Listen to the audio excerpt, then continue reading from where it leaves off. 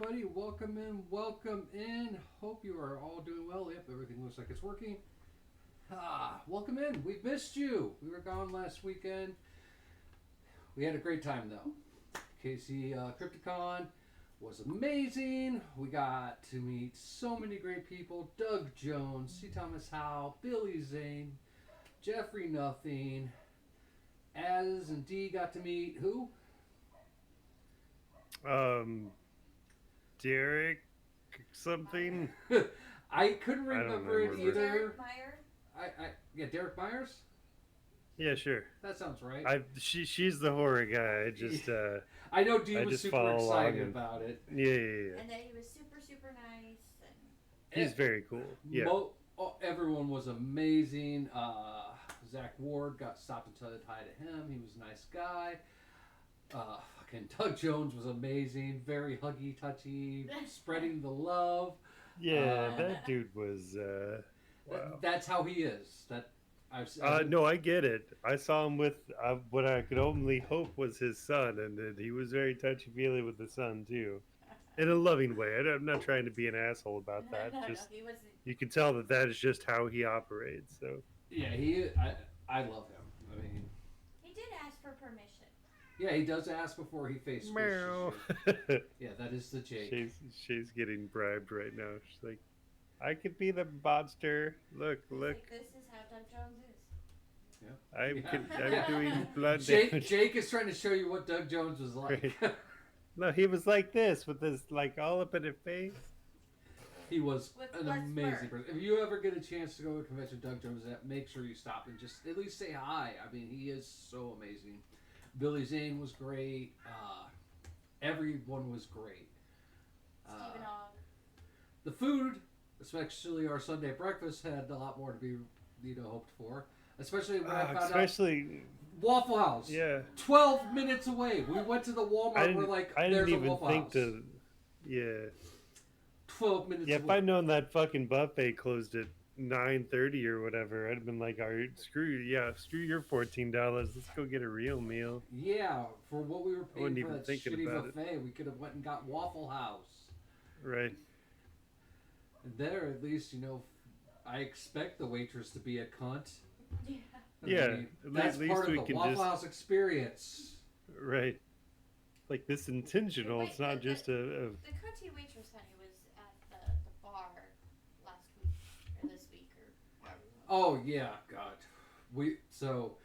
We came back, and then Wednesday we met up with the Rocketeer Society, who are doing their murder mystery this weekend. That's coming up. at Hannibal. yeah. At the Steampunk Festival in Hannibal, Missouri. So that's where we're all going to be. So there won't be any D&D. There's not going to be D&D for 3 weeks, people, and we're going to get to those reasons. But so we met up with them to go over the rehearsal, and it's not really a rehearsal. It's like, hey, how the fuck do we play this game? Let's kind of play it. Normally they have the game open. This time they literally were opening it as we got there, so it was a learning experience. But yeah, the bartender at the bar was such a fucking twat waffle. Oh. Hmm. Oh, I'm a big tipper, but I'm like, fuck you. Here's $1. yeah. Like I tipped her the first time for 2 sodas and our pizza order. Gave her $3, and then when I went to get the next soda refill, she was so twatty about it. I'm like, I don't even want to give you this dollar. And like she wouldn't let Dale's daughter in because she had a water bottle with her. And they're like, no outside drinks. You need to go throw that away. And I was like, why don't you just let her go put it in her mom and dad's car? Fuck off. But yeah, she was just a fucking twat. Huh. So, but Well, yeah, we all have bad days. Maybe it was just a bad day. yeah, I think she was just Yeah. pissed that there was a table of 8 people who were going to be drinking very small amounts of drinks, if anything, while we played this game. But it's a fucking little dive I'm bar. happy in that Galesburg. anybody's in your fucking bar at all. Yeah. Why you'd even It's a shitty little dive bar in Galesburg. I mean, come the fuck on. Get over yourself. right. So, but yeah. So as I was saying, this will be our last D&D session for the next 3 weeks. Next weekend, all of us are venturing down to Hannibal, Missouri for the Big River Steampunk Festival. So if you are free next weekend, head on down there. It is absolutely free to get in, and hotels are relatively cheap down there. Or you could do like As and D do and bring a camper and go to a campground. Really nice campground. Yeah, they go to a real nice campground. We swing by it because they bring their kitties, so I have to go pet the kitties. So Oh yeah, I need to see if Deidre will make cinnamon rolls again. We could do a Sunday morning. Ooh.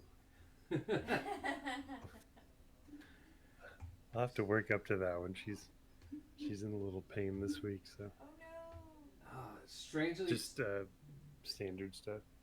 we are both hurting today. Like my left shoulder's out, her right shoulder's out. Huh.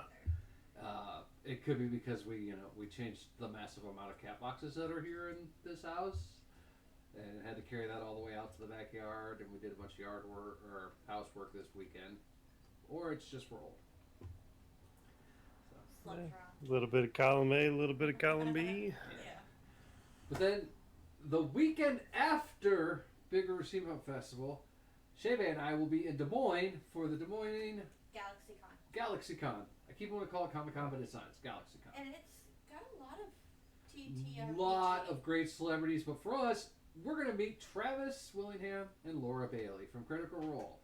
And we're going to get them to sign. my box. Okay, we're going to work on this. Shebe is going to say Dice Box. Nope. Gonna tell I Laura was- I I- want her to I say had to no, bite no. my lip for a second because No, I was no. like, I would never say that around any of those kinds of people ever again. When you meet Travis and Laura, totally can say box because Laura's going to love it. She has the mind of a child.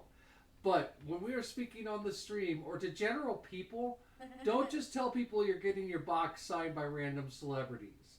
Okay. Right. It might not go I the think way with you any think. D&D player, if I say I'm gonna get my box signed, they're gonna laugh.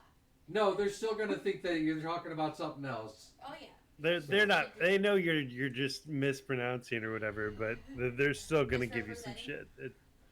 Yeah. And then, so the week after that, As and D have a personal vacation-ish thing going on where they'll be in Texas. So that's our 3 weeks that we'll be off. So I already kind of told my players this. While As and D are gone, I'm going to be working on getting the projector that Az gave us set up so that we will have projected maps now on the table. And that will be mainly because when we get back, there's about 3 sessions left, guys. If you guys knock out the goals in each session, we're about 3 sessions away from the end of this campaign. So make that 6. Sarah's like, I'm not doing shit for the next 3 It all sessions. depends on how many.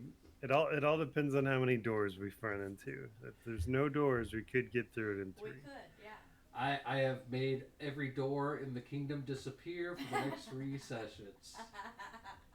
Even the bathroom doors. You gotta shit in front of Right. everybody. It's worth it. At least I don't have to open any more doors. But yes, so we are nearing the end of this 3-year campaign. We'll be saying goodbye to our beloved characters. Moving on to a new campaign, new setting, new people. We may even have some new players or some guest players once in a while. But yeah, it's get grinding down to the end. So look forward to that after our 3-week vacation next week. So starting at the end of this episode. So, and that means my players, you really, really, really need to start thinking about what you want to be. I already have thought. I got so many character ideas. It's not even funny. Like, it's gonna be harder I have to. to start What do I whittling it down. not want to be as much? And this is how your typical D&D goes. You have one player who's like, oh, I know exactly what I want to be. I've already mapped it out. I've already got these ideas, a roadmap for growth, all that. Yeah, the other one like, I have 17 folders of shit.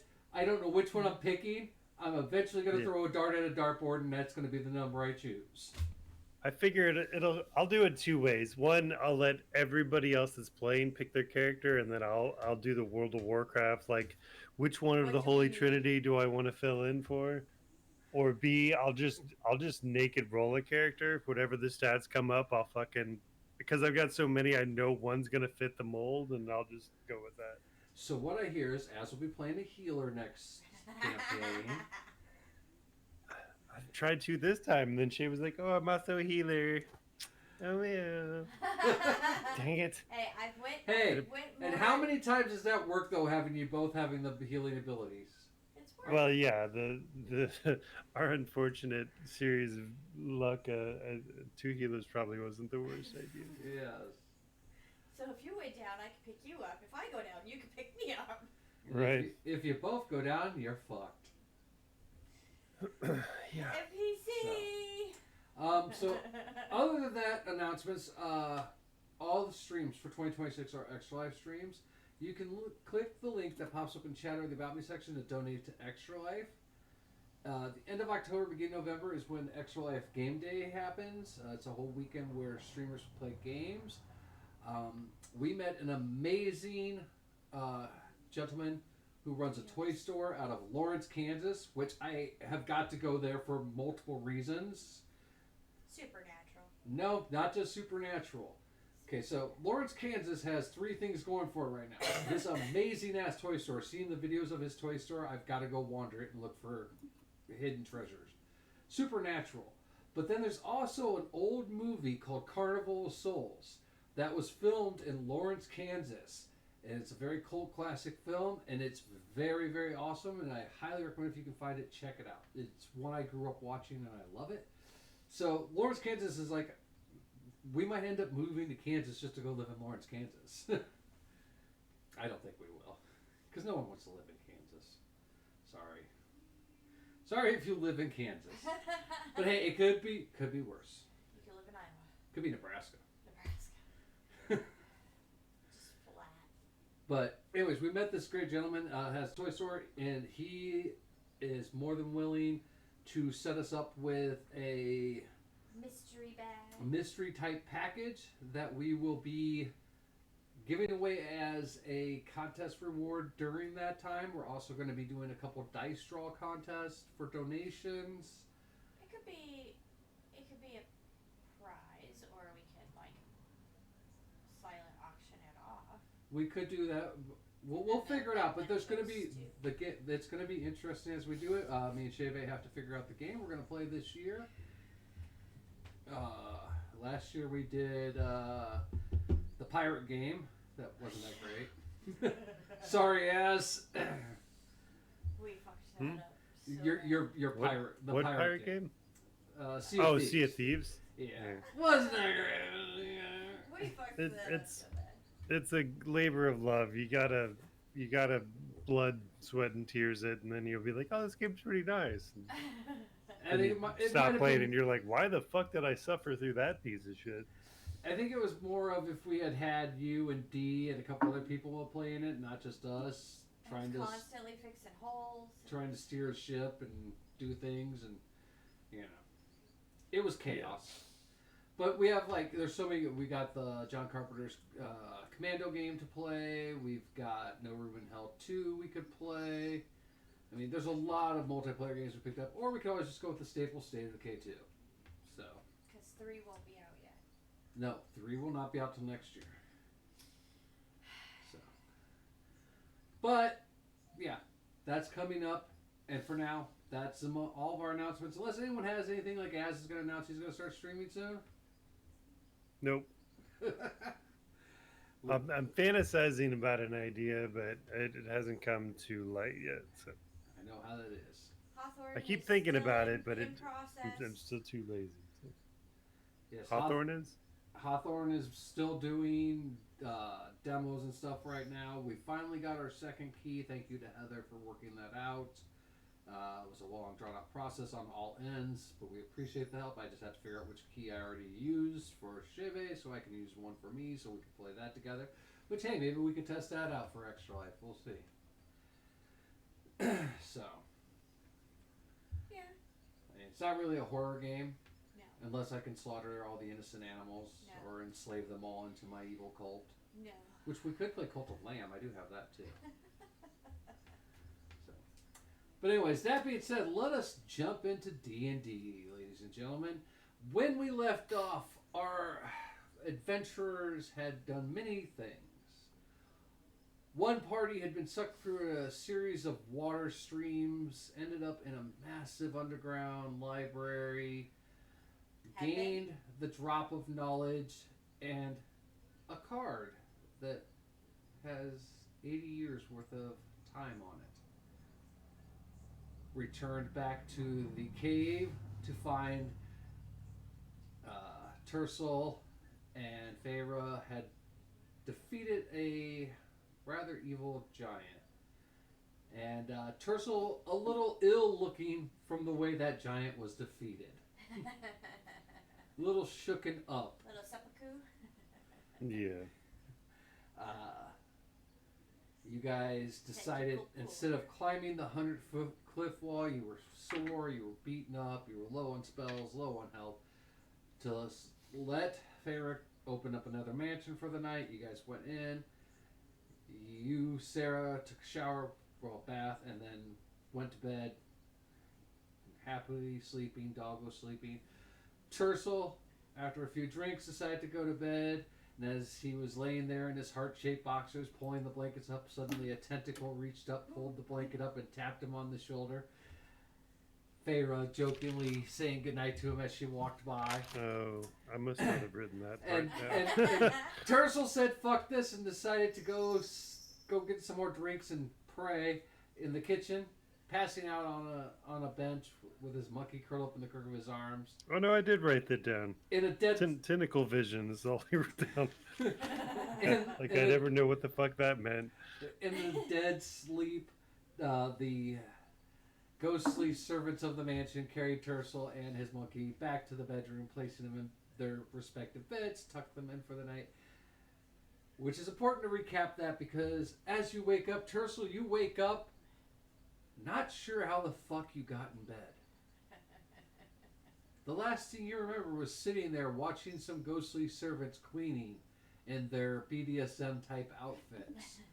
As you blurrily watch them drinking, your monkey just kind of drooling a little bit on your shoulder.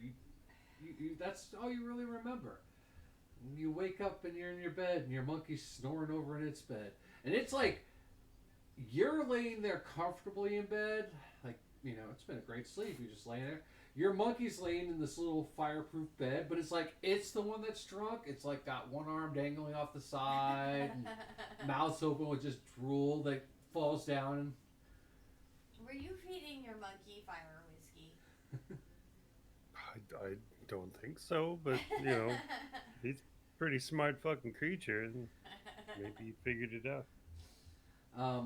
Roll me a perception roll, Tersil.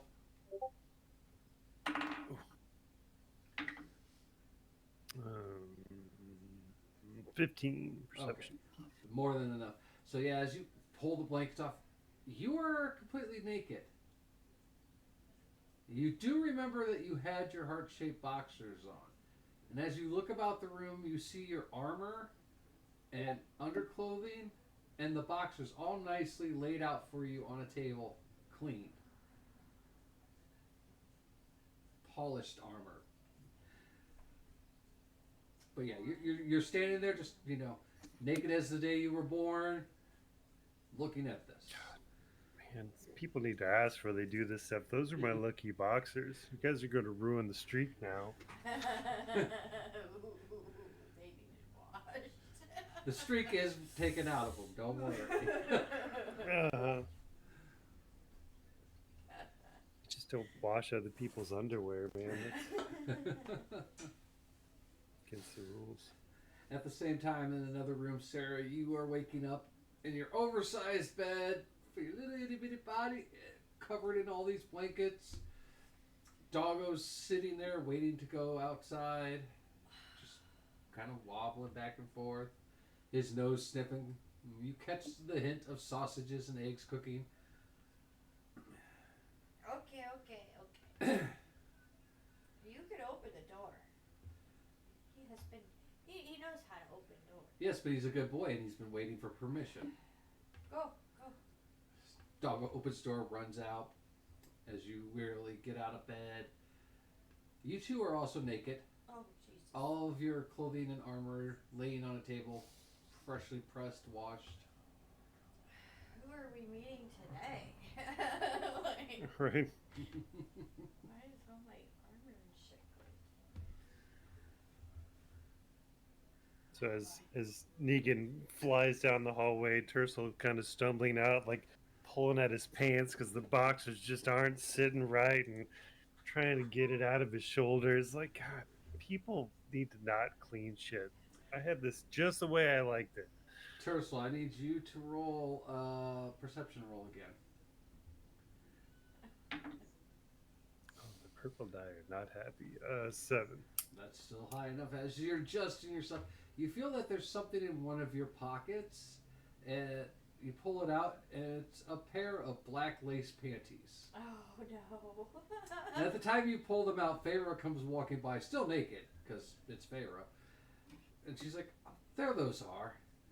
Grabs them from you and walks by. I see that as I exit my room and go, oh. No, no, no, no. As you two are up in that, Feyre turns to her door where she's sleeping, and she goes, if you'd wanted them, you could have just asked, and then walks in. Everybody knows that the women I frequent do not have enough money to afford fancy panties like this. So these were planted. This is a setup. I don't know what's going on. I deny all nothing, charges. And I walk down to the kitchen. I know nothing. Like, God damn it. I hope I Negan saw didn't eat all the nothing. sausages because I need some protein. Oh no. All right. With that being said, Sarah, roll me percentile dice, flat percentile. 70. You get down there and Doggo is eating about 70% of the sausage. I mean, there's not much Son left. of a bitch. It's like when we went down for that buffet and there were like 7 pieces of sausage and I grabbed 6 of them and put them on a plate so we all could have some. Sure, that was why. What was the first thing I said to you as when I sat at the table? Hey, do you want some sausages? Yes. Because he felt Something, guilty. that he No, it took was off. because I knew there wasn't any and there were other people in that buffet and I was like, we paid for sausage. We're getting sausage. Oh, we got sausaged, all right. Yeah, no shit. Could have been a So yeah, Waffle like House. walking into the eatery, realizing that Negan is going full Hamburglar on the sausage. Like he's got like one link kind of halfway out. I'm gonna like grab the end and rip it out. It's like, God damn, dude, leave some for the rest of us. And Contested strength roll between Doggo and you over the sausage. Doggo is at advantage because it's sausage. and I'm a weak little man, so I got a 7. So, do we Stop add rolling. anything The purple to that? dice are not Strength? happy. Huh? Do we add anything? I rolled my modifier, Strength. so It's strength modifier. It's a strength contested roll. 18 plus 5. So that is Jesus 23. Christ. Yeah, you go to grab that sausage and you think you have a good grip on it, but before you even like squeeze, it's already gone and down his throat. And he just looks at you with a look of, Don't you try ever that again and I'm touch my taking your phone. hand. I love you, but this is mine. Right. Point a finger in his face. Well, you're lucky you're cute, you little shit, and I'll go try to find It's something else to eat. It's about at this time that one of the ghostly servants, this one wearing a leather strapped like BDSM thing that has an opening where the nipples are hanging out and the privates are shown, the ass is shown, walks up to you, Tercel, and hands you a platter with like 100 sausages on it. Nice. You're like, yeah, this is how service is, Negan, you little shit, and you take my sausage away from him. As you're walking away, another servant appears. This one, a male one, who's wearing just like a leather thong type bikini that is cut open in the front, so everything's hanging out. Why even wear it? Because these are required by law to wear certain amounts of clothing. There is an OSHA. He hit his 25%. It just didn't cover anything that Exactly. means anything. Amounts of flair. Anyways, he brings another tray out and puts it right in front of Negan. Negan's like, it doesn't. Says he eats it. You ain't getting that I sausage. Sarah, you walk in and see all this as you walk in. This whole exchange that just happened between Tercel and Doggo and the servants.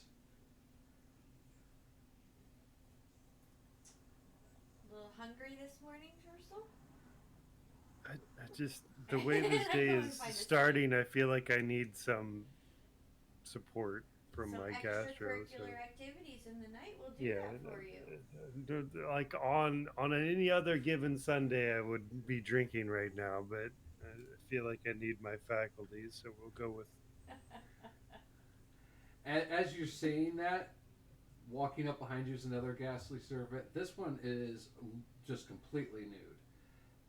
'Cause why Long bother? red hair, large breasts, carrying a tray with various ale bottles. I mean, one bottle's not going to hurt anybody. It's And about it goes this. Go with a good dark with the stout for your sausage. breakfast. It's about this time Pharaoh walks in. She is fully dressed in her armor. Guys do notice that the top of her armor has been altered now.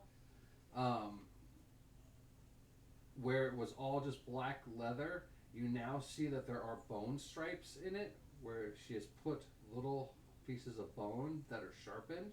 Oh, for her daggers. Yep. And then on the back, you see where it's been ripped open, so where you can see the tattoos of her red and blue wings. Because it had been damaged before, so she just has customized the damage into it. So where the rips are, you see that she has sewn little pieces of bone into it to like fortify the rip. Nice upgrade. She smiles at you, walks by, gives Tercel a wink. Tercel, reflex roll. Oh no. I don't know which dice to trust now. My purple dice are quit Well, on go me. with your new dice. Not that one. That's the one I was using. They were like, Oh. "No, I don't like you yet." That's 6 for dexterity. Yeah, as she walks by, smiles and winks at you, she throws a crumpled pair of white panties at you. Oh. She's like, you can keep those ones. And walks away. You in white panties? Nah. Yeah, like, what's the point of that? Never mind. I don't want to know. I don't want to know. That's Just the stop reason. throwing your fucking panties at me. Jesus That's Christ. the reason right there, because why would she have white ones? Like, it's the weirdest day ever. It's the cleanest I've ever been in my life. I've got women throwing panties at me, and I couldn't be more disturbed. It's fucking weird. Twilight Zone.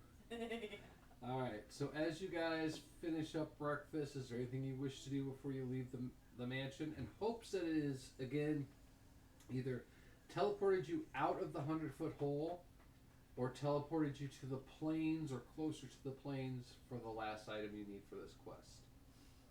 I will pull out my library card Okay. because I'm very fascinated. And it's got a date. You said 80 years from now? Yes, it has your name and it has a date, specific date, 80 years from now. Alright, what do you make of this? Who are you asking? Alright. Let's see. Does she have detect magic available or detect item? She wouldn't just know. No, that is not a spell she has, so she would not be able to tell you about it. It's going to either be detect magic or no, because detect magic will just tell you. that it's magical or Yeah, and what kind of magic. it's You would need like something that would detect. No, not even detect. It would be identify. yeah, it's an identify. I think it's a wizard spell. I don't have identify. Man, I had no idea Des Moines was so fucking far away. From you guys? It's like 4 hours away from us. I don't want to hear I that. was like, oh man, maybe I'd sleep up there, sneak up for the day. But I'm like, that's like 8-hour round trip. It's only a 3-hour. It's a 3-hour drive for us. I don't want to hear it. Yeah, and we just did 6 hours to go down. Well, yeah, right. Yeah, that's fair. Yeah, it's like 4.5 hours for us to get to Hannibal, but that's because we do stop a lot. Well, and so yeah, my time's including the electric vehicle charging and shit. So Mine's Sorry. because I have didn't to mean to distract. stretch my legs and pee a lot, thanks to Yeah. MS is a bitch. It's identifies. I'm just gonna fucking. Give me a second. What's his name from Diablo? Stay a while and listen. What was that guy's name?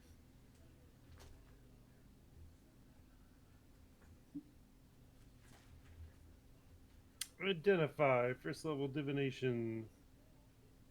For what classes? Mhm. Didn't really say that in the spell. Well, that if it's a divination, that means it's a wizard spell. Yeah, I think wizards were doing it. Yeah. Well, I'm saying I can go from there though. Yeah, because Caleb's a wizard. Well, Yeah. I have every spell by which group can cast it. Looks like bards and wizards both get it. I don't know how bards get it, but it's on their first level list.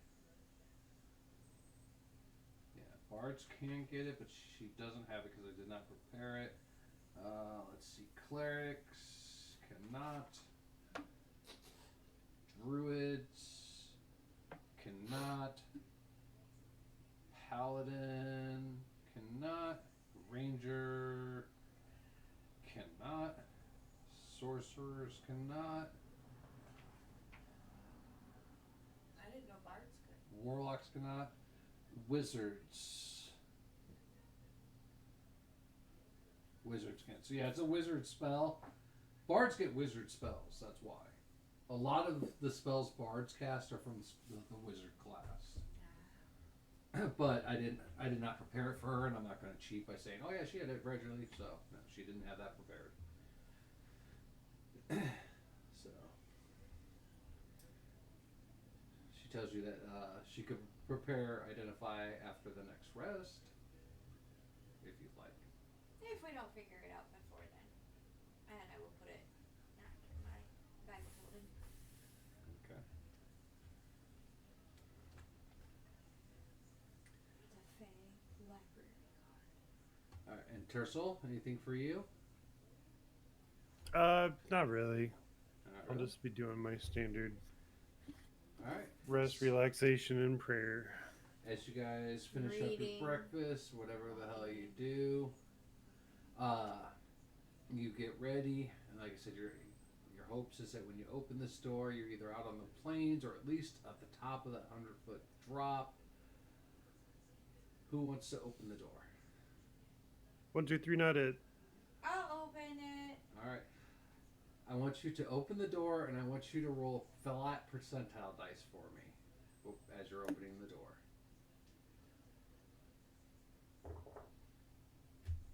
And it's a 50. 50. Ooh. 50. That means it's up to the DM then. So I'll roll my percentile. I'll be cautious. Oh no, it's not so much what happens. I It's got just Nikin at my side. it's not so much what will happen to you, the person opening the door. It's so much as what Where that we was about is what happened. Where we end up. You open the door, and sadly, you don't see a sunlit plane or even a plane cast in perpetual twilight.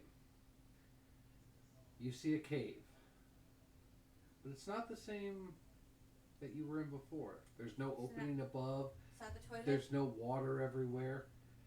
It is just a cave. Not a toilet.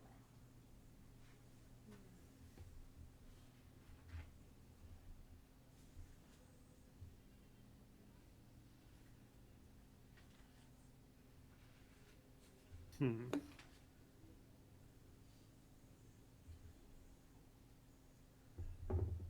So are you stepping outside? Not quite yet. Is it everybody. pretty dark out there? What kind of visibility we got? From- You see anything? So if it's Sarah and Doggo at the doorway and you're right behind them, you You're do not seeing nothing. no, you do see that there is light in this cave. And it is either torch, candle, or fireplace. It is a burning kind of light. But you do not see where the source is from where you are, Tercel. I'm thinking we need a blood of a plant that never dies. And it's a plains area with many settlements.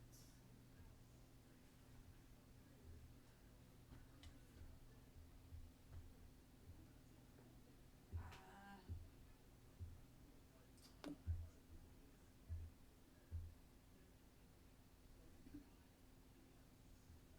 and so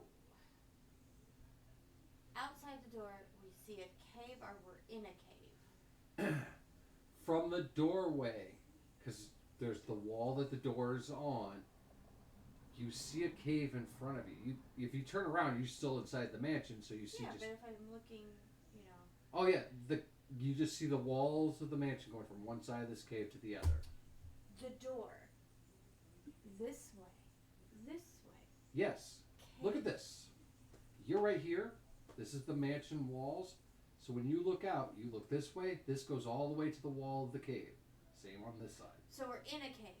Yes, the mansion's sitting in a cave. Okay, that's what I was asking. That's what I said. No. And outside the cave opening, it's dark out? You don't see the opening to the cave. You see a cave in front of you, lit, and like I said, Tercel cannot see what it was lit from because he's behind you and Doggo. You roll a perception roll.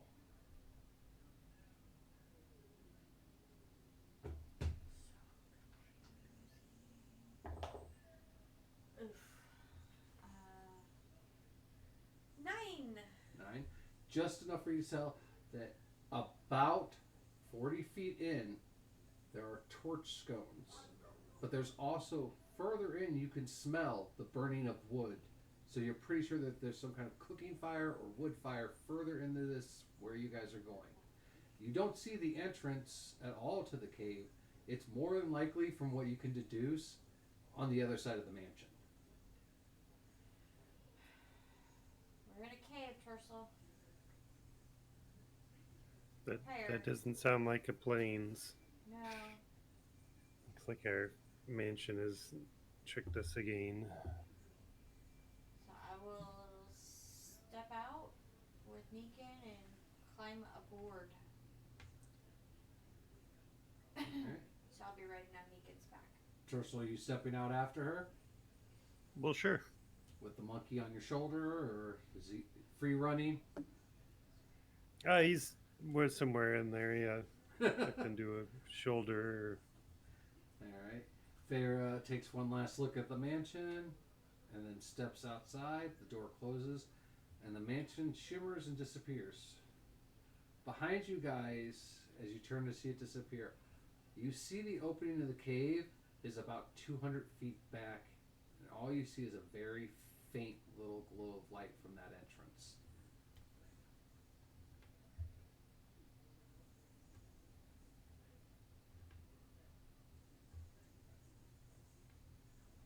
Do we see people's footprints? You'd have to roll another perception roll. Oy.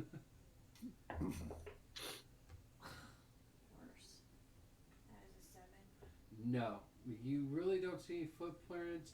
You notice that there are a bunch of shards of like white stone everywhere. Would that be like looking for footprints and stuff survival? Huh? Looking for footprints, wouldn't that be survival? No, it's just general perception. If you were trying to track them, that would be survival. But if you're just trying to see if anyone else has walked through here, no, it'd just be a general perception.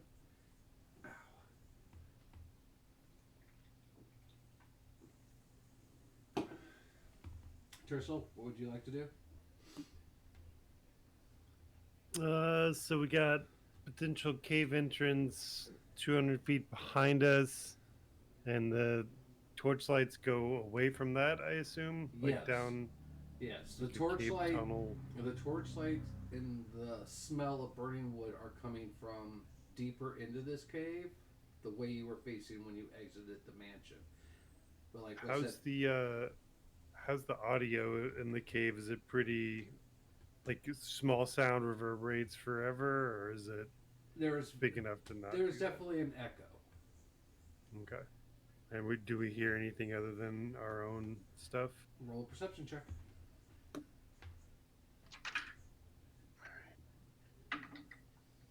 All right. That's 21.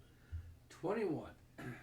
As you stand there in the darkness, looking at the light in front of you, the cave entrance behind you, trying to get your bearings, you do hear a couple things.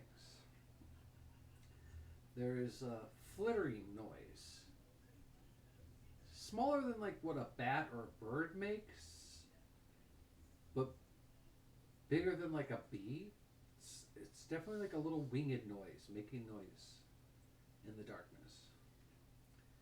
You also hear this chittery, like, noise way down by where the light seems to be getting bigger.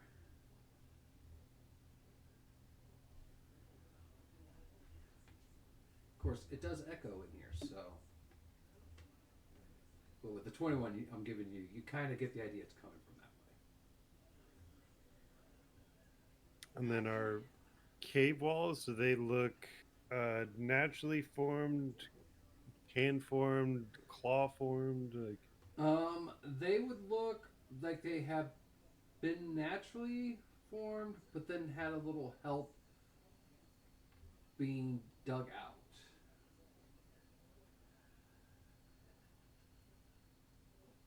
I'd say with So your military, natural, but then they expanded it a bit. yeah, I would say with your military knowledge, you could definitely tell that it was along the way of like trench digging. It was, dug out and supported just like trenches. right? Well, whatever's down there is intelligent enough to support their own tunnels, appreciate the light and fire, but I don't know. I heard like wings and some kind of a chittering noise. Could be some kind of insectoid creature. I don't know. I want to check out the entrance.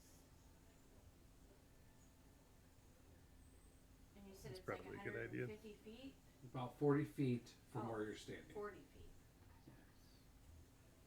Thought it was farther. So yeah, definitely I will walk, or I'll have Meekin take me to the entrance.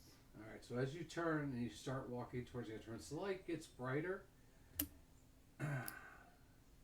You all of a sudden cannot move. Meekin cannot move. Nope, neither of you can move. You struggle and you cannot move. And it's at about that time that you realize that you were caught in some form of sticky substance. Long strands of it that were hidden in that just little bit of light and dark where your eyes can't adjust.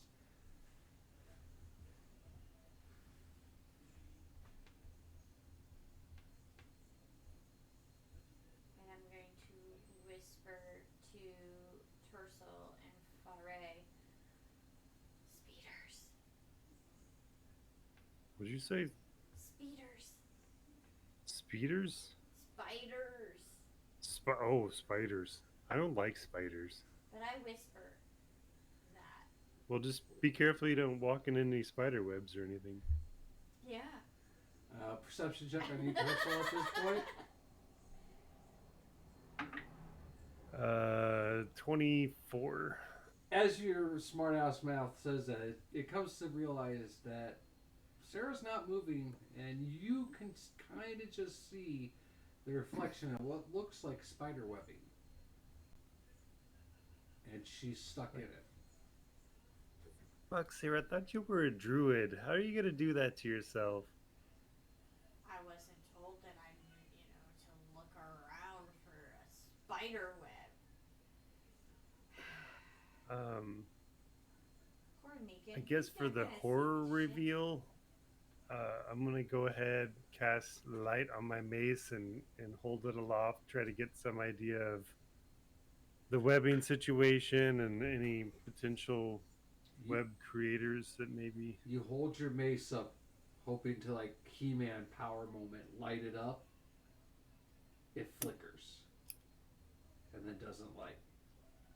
And when you go to put your arm down to look at why it's not lighting, your arm is not able to move, as there's a strand of this sticky like string wrapped around it. I'm going to use my cantrip. I believe it's cantrip.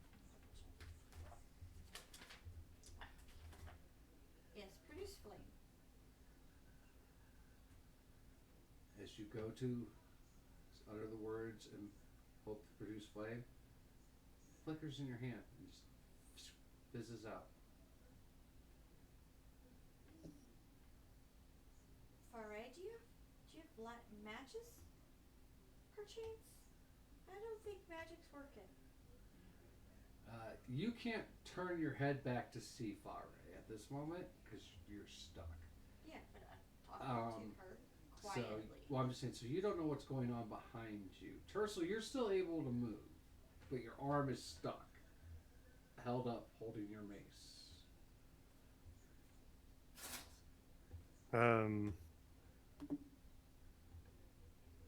So I didn't get the light spell off, so I didn't see any illumination of webbing. I didn't. I guess I would have approached a little bit to potentially have walked into, or like maybe this is an active webbing event. So I'll not move any further in case I've run into any more shit, but I'll kind of turn my head to Farah and be like, all right, there's webbing all over, or something's dropping webbing on top of this, so be careful where you walk. As you go to turn, you see that Farah is also bound in webbing. Arms like bound God. to her side, legs bound to her side. As you go to shake your head in disbelief, you hear that flittering noise. And then you feel your legs won't move. Oh, You look down, we're getting sprayed with web. and Gross. your legs have been like AT-ATs walking on Hoth. They've wrapped your legs like that.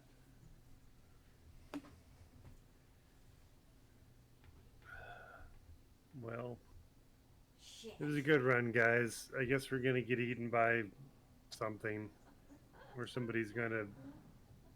I don't know what's about to happen. This is gonna be fun. It's been nice knowing Whoever you cleaned my all. boxers, you're gonna have another reason to clean them here in a bit. I think. So, I can't do magic, huh? it's about this time as you guys all feel more and more of this web-like substance wrapping around you, cocooning you, that you start to see little glowing lights wherever you hear the little fluttering noise.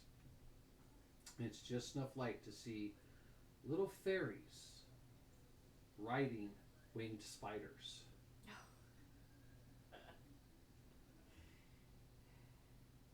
And these fairies are ghostly pale. And they're only about 3 or 4 inches, but each one of them around their neck has a necklace with one solitude tooth on it. Oh no.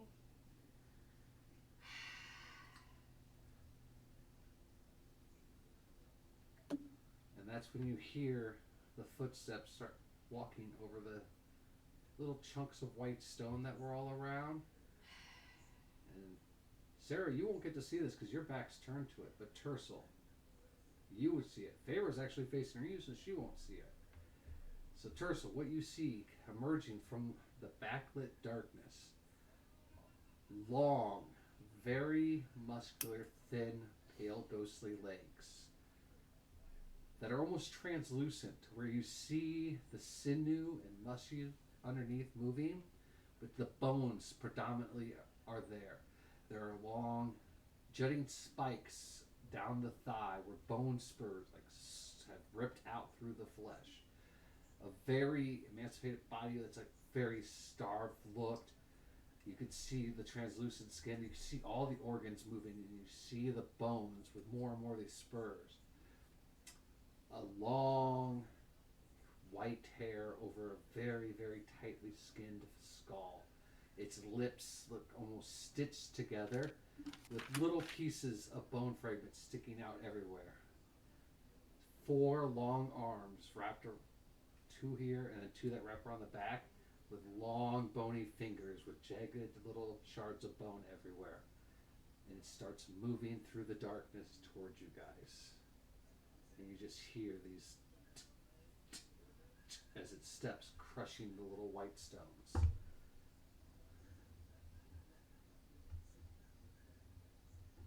Yep, somebody's definitely gonna have to clean these boxers again. Sarah's sitting on top of Negan. She's like, just trying Hey, not Sarah. to panic. Hey Sarah, you've been to the Fae before. You ever seen a really long-legged, pale, translucent skinned 4-armed piece of shit fucking thing out in the wild? Maybe you know what it's called or anything? Would Sarah know stories of this creature? Roll a history. Oh, you guys are going in the 7. With a 7, you would have heard rumors that loosely fit the description that Tercel is describing. Okay, so I'll be like, it's possibly, and I'll explain the stories. You can. I don't know what the stories are. DM. Sarah would know that there, in the world of the Fey realm, there's the Tooth Fairy, a creature that goes around collecting tooths from boys, girls, men, women, animals, hoarding them away in their caves and paying gold for them. But their cousins, who are also their defenders, are a much darker Fey. These Fey collect bones. They don't pay for their bones. They get paid to collect the bones. And they are known as the Bone Fairies. So this is possibly a bone fairy. That is what you... Not seeing it. Yeah. That is what you assume from Tercel's description. What is So walking I'd be towards. like, bone fairy maybe? Do not I tell don't me know. you see a bone I think fairy. of fairies. I think of butterfly wings and pixie dust. I don't think of this thing. This is more like a fucking You see one? golem. Oh yeah, yeah. No, it's definitely Oh, no. it's definitely in you're, here with as us. you're stuttering this sentence to her, this creature is now right at your face. You feel one of its long bone Yeah, no, fingers. I'm definitely seeing it, Sarah. What the fuck do I do about a bone fairy? It caresses your cheek They want your bones? and looks at you and goes, "We have business." Oh no. And you hear it like echo. Like the words are echoed as it says it. Not because of the cave, but it's like in your head and all around you. You just keep hearing business, business, business, business, business. And all these different tones as it gently caresses your cheek. You feel the webbing release on all of you. But you're still bound almost like handcuffs. But you're free to kind of shuffle at this point. What would you like to do? Well, Negan and I are gonna turn around. And even Negan's gonna be like, oh shit. Even though he really likes bones. But Maybe that's some common ground you guys can discuss. I'm just gonna be very so- silent.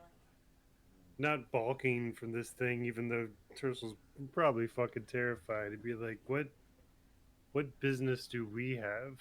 I just got here. Like, We don't even know where we are. yeah.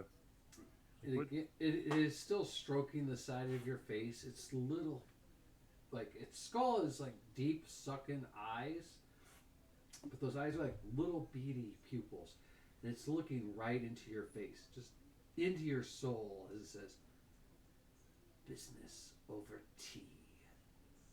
And it turns slowly and starts walking away. Both of you roll perception though.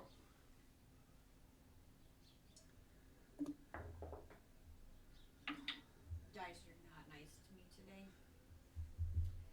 Perception. Read that.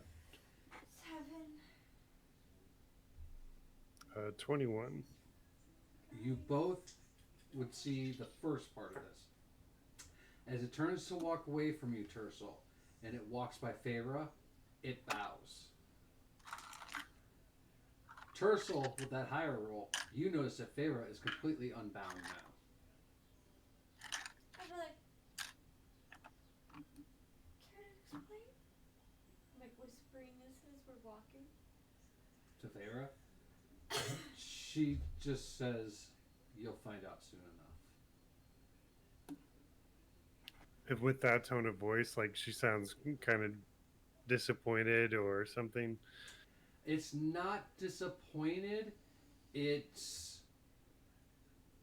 for her, for someone who has tried to escape a lot of her life, this is a big slap in her face about her life. Gotcha. It's that kind of, he'll find out. So you guys make your way slowly. Oh, the fire from your monkey could have got us out. You slowly make your way through the lit cave following this bone fairy.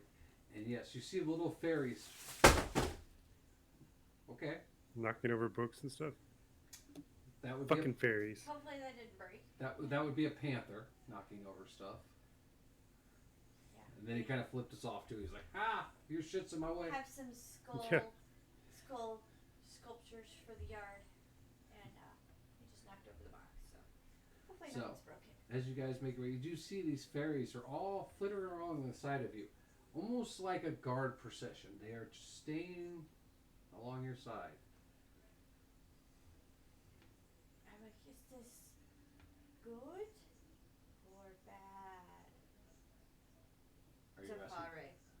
Barry goes, "I don't know yet." Okay. You guys are led into kind of a chamber inside this cave where you see more of that white stone, which you now guys are all starting to realize are bone fragments. And you see before you a long dining room table made out of bone. Femurs for the legs, ribs and spines blended together to make the flatness of the table.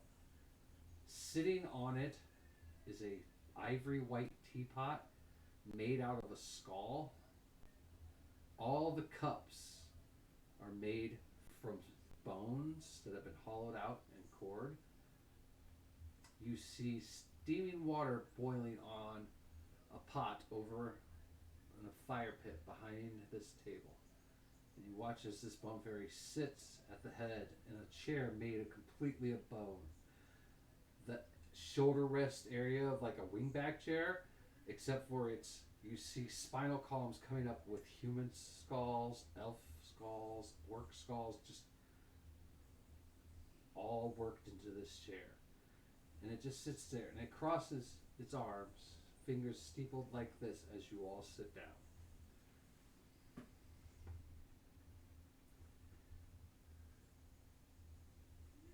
I'm assuming these chairs aren't super comfortable, These, kind of pokey, not a whole lot of support. they, Little bony. they are very. God, It's like sitting where's the on. boxers? It's like sitting on someone's lap who has a very bony lap. Right. I have a bony ass, so that's Yeah, it hurts. comfortable both ways. I'm in scale mail, so it's not like comfort was a really important factor, but No. this isn't helping I'll things just at stay all. on top. But you do notice, again. even with your scale mail weight, because Tercel's rather skinny, but the weight of scale mail and everything, this chair doesn't buckle under your weight at all. This is a sturdy motherfucking chair. I'm just staying all on Nika, and Nika will sit. All right. Feyre takes her seat at the end of the table, directly opposite of the bone fae.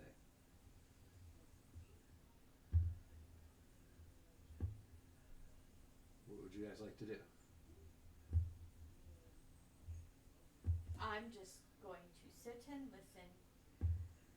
Maybe get out my little journal book. Little notes.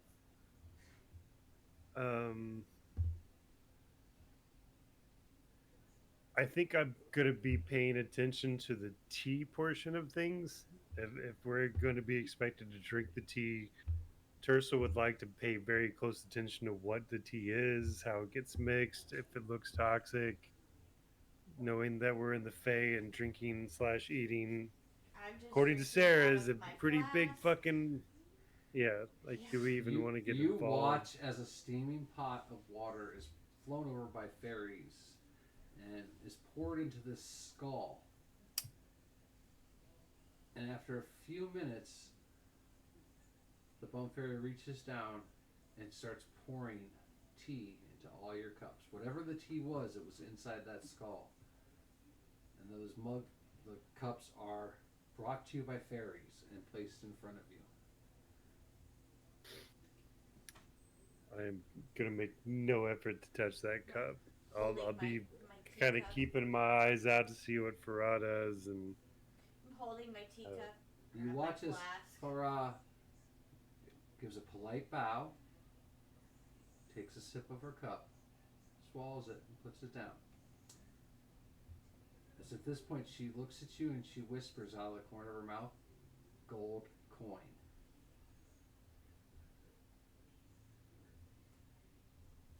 Are the fairies still around me? Tercel has the gold coin. It's the one that was given to him by the army of the dead.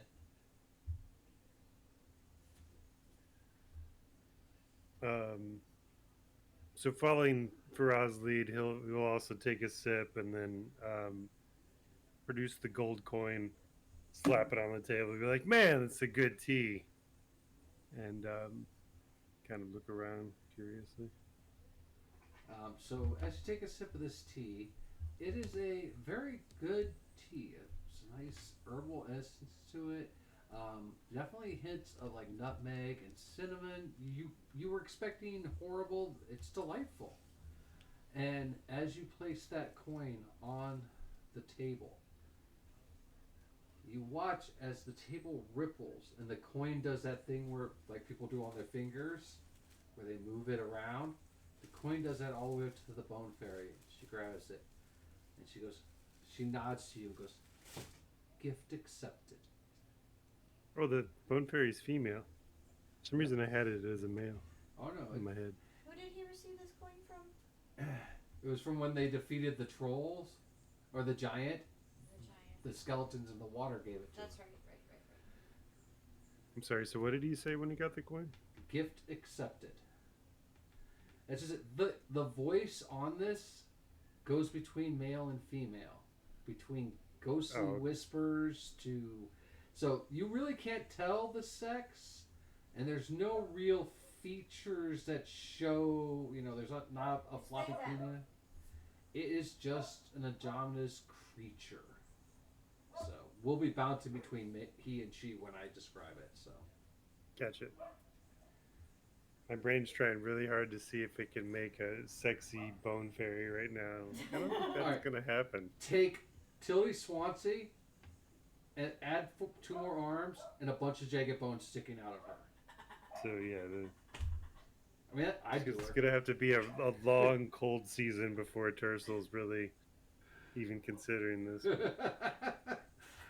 Don't worry, they are not very much into pleasures of the flesh. So I mean, the bone pun is there. Tercel's got it ready to go, but he just can't get into it. He's No. what's your passive perception, Tercel? 'Cause I feel like this is one you should 20. have. As you're thinking that how you're gonna work in the bone into the situation, Oh. you just casually look over at Farah and she winks at you and gives you that dirty little like. I know what you was at thinking. Yeah, least it's like, I know we're it's all in like the same mental. if fucking- anyone else at this table is in the same spot, it is her, Right. and Yeah. she's delighted that your She's mind has like- gotten a little dirty She's like, streak. oh, he's learning. Yeah, that's it. She takes it as a learning experience for you. I'm nervous as shit, and I'm just like, oh my god, you two. So Grow the fuck up. We're in danger. Yeah, after I several, got that coin from helping out some wayward skeletons that had a bit of a as you giant start, as you problem. start to talk, you feel Pharaoh tap your arm, and kind of gives you like the. Shh. Sorry, got nervous there. A few minutes of silence as you guys casually sip your tea and take in the room. There are bones everywhere, piles of bones, sorted by what they are. Even vertebrae that have been separated from the sinew and muscle structures, they are sorted into every pile perfectly. This is like OCD organization skill on a humanish creature level. And see, and at this point, I think with Sarah's nerves, and she's just getting around, she's finally like, I appreciate the organization. Nice. She's just trying to find something to latch onto that's not scary and, you know. So as you all kind of are getting slightly relaxed, the creature looks across the table at Pharaoh and goes, "So, esteemed daughter of Baba Yaga, we have business." And again, that's echoed throughout your guys' head, around the chamber, multiple voices saying it. It's not just one, it's many.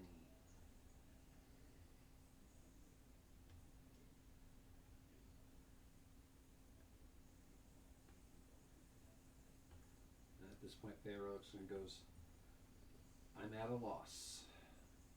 What business do we have?" And the creature takes a sip of its tea, all dainty. Little pinky finger up, and you see there's little shards off the pinky finger even. "You have stolen from my cousins. Return it, and you shall go free. Refuse, and you shall die."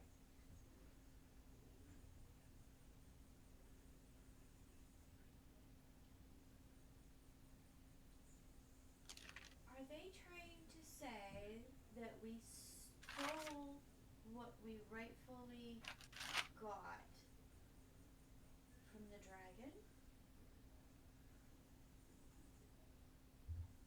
Who are you asking that to? Kind of the room. Pharaoh looks at you and kind of gives you a look like you should know more about the Fae. She's like, "We do have a tooth. It may have been marked by a tooth fairy, so it would be their property."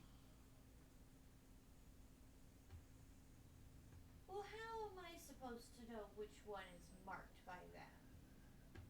She goes, "You never know. That's why we leave teeth laying around. We don't take the chance." Well, I kind of needed this one. "We do."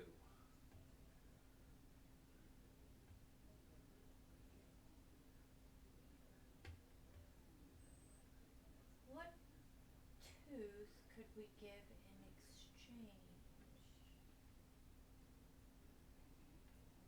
Pharaoh goes, "That's a good question. Perhaps you should ask her. Or it." I'm kind of just addressing the room. Yes, but Yeah. where you are seated, you're closer to Pharaoh than you are this thing.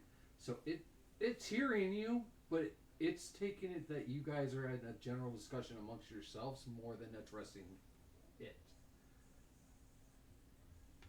So I will address them and I will say, well, without knowing that it was already tagged, because there's no visible markings that it was tagged, and we went to this cave to retrieve this particular tooth that we needed, we still need. Is there something that we can exchange for this tooth? And you watch as about 20 of these little tooth fairies that have been floating around all kind of fly close to this bone fairy. And you hear fluttering and chittering as it kind of just closes its eyes, like the sunkenness eye closes it and nods its head, listening.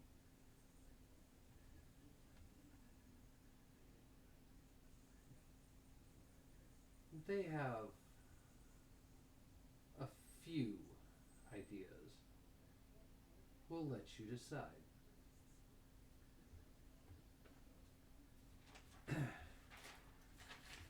It points to Tercel with one long bony finger. You have a mouth full of pretty teeth. We could take all of them.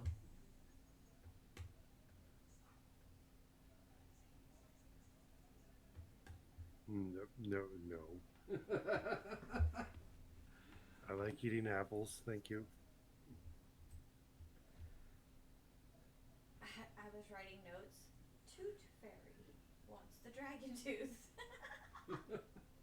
That's a different realm of the Feywild.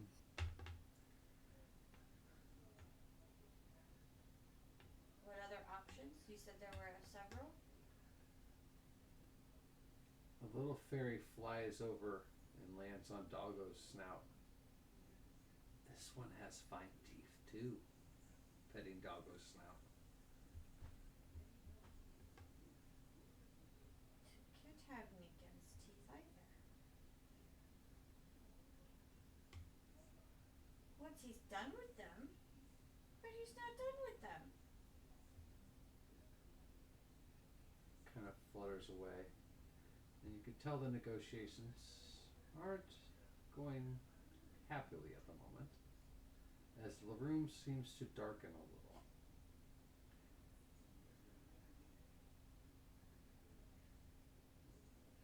What would you offer? The voices fill your heads. We just defeated a giant. We could have given That's the same thing I was thinking. Like, how's your selection of giant teeth? We might happen to know where. Actually, I don't know where the fuck we are right now, but somewhere in this plane of existence, there's a rotting giant getting hacked to death by. As you say skeletons. that, the giant's head plops down on the table. All the teeth, Oh, there he is. all the teeth removed from it. Oh, yeah. So you guys already had those marked for collection. Got it. Yeah, you guys are really efficient. That didn't happen that long ago. It's been about 8 hours. You're welcome for killing it. Yeah, did we get any kind of like tooth fairy credit for that? Like kind of like tooth layaway program or something? You hear a chuckle in your head, and a voice that goes just into your ears, Tercel, like someone's behind you. I like you. You're funny. That's disturbing. Thank you. Man, it's too bad you guys can't go to our realm. I could tell you about this place called Thay that has dead stuff all over the place. You'd have more teeth than you know what to do with. As you say that, Tercel, I want you to roll a wisdom check.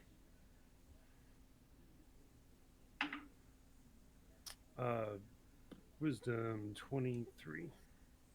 As the words kind of sarcastically leave your mouth, it does dawn on you that there is the story of tooth fairies in your realm. You quite remember, even as a kid, leaving one under your pillow and getting a copper in the morning. It kind of clicks in your head that maybe the myths weren't myths. And maybe they know all about your realm.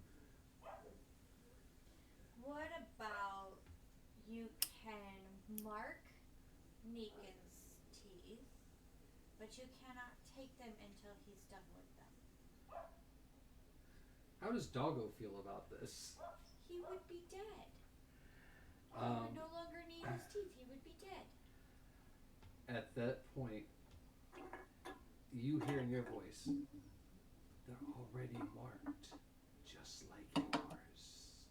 What the fuck? And it comes I to never realization that the moment anyone dies, their teeth are marked. So, wanting them when they're alive is a different thing. Well, then what about all the witches that use teeth and shit in their... Those aren't their teeth that they collected? Who do you think pays for all the teeth that the Well, Tooth how Fairy much do you collects? want for this dragon tooth? We need a tooth of equal value. I don't have a tooth of But equal value. you've already But I can you've get already these. claimed all the teeth. Yeah, Like, they're already where are we gonna get you that you don't already have a right to? So at this point, Feyre kind of nudges you, Sarah, and goes, "What about teeth from a lich?"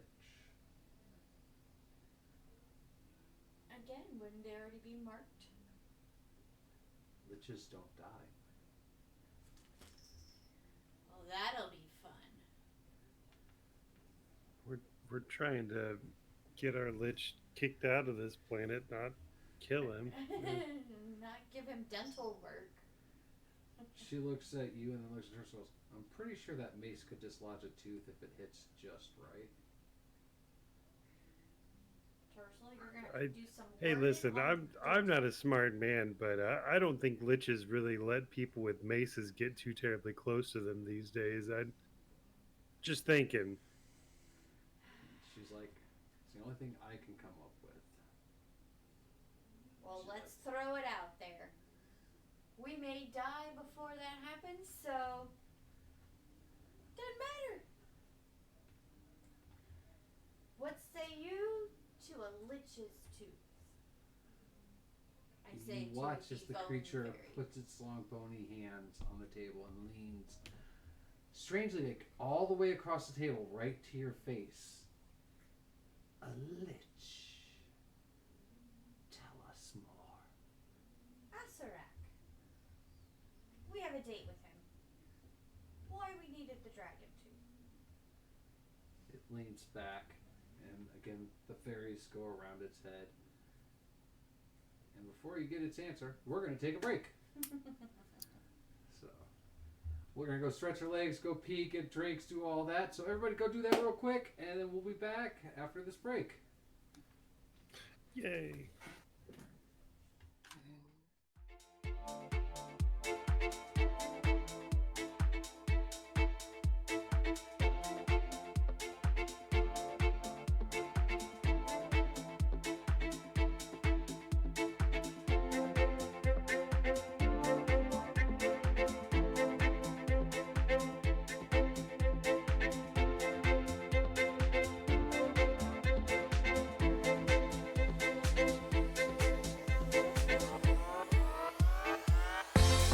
"62 kids like me enter a CMN hospital every minute."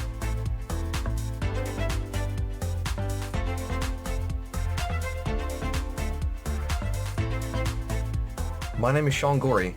I'm from Cleveland, Ohio, and I want to change kids' health in University Hospital's Rainbow Babies and Children's because I was treated there as a kid, and this is my way of giving back.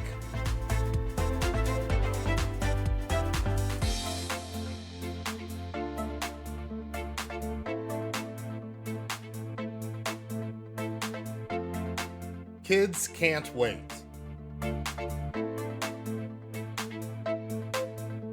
To change kids' health means to fundraise by playing video games or tabletop games for these kids that are like not having the best time of their lives right now. They're having to fight scary diseases, scary illnesses, some of them more rare than others. And we just do everything we can to help fundraise.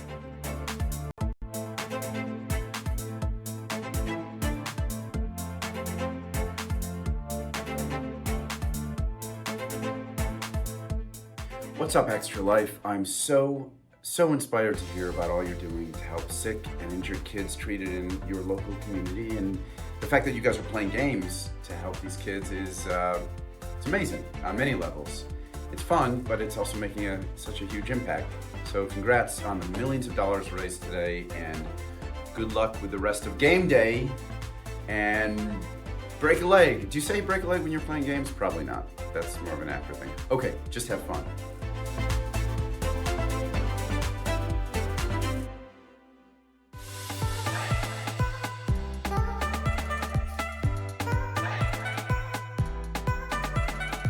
My name's Eric Sears. I live in Ottawa and I'm treated at CHIA for type 1 diabetes. My favorite part of my children's hospital is the doctors, nurses, and educators.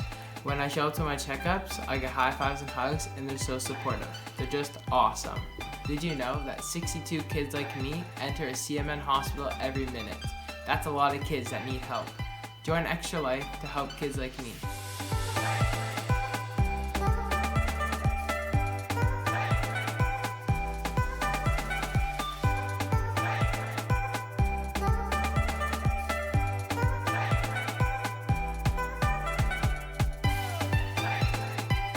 My name is Defy, and I'm from the East Coast of Canada, and I want to change kids' health at the IWK Children's Hospital because as a father myself, I know they're always going to be there for me if and when I need them.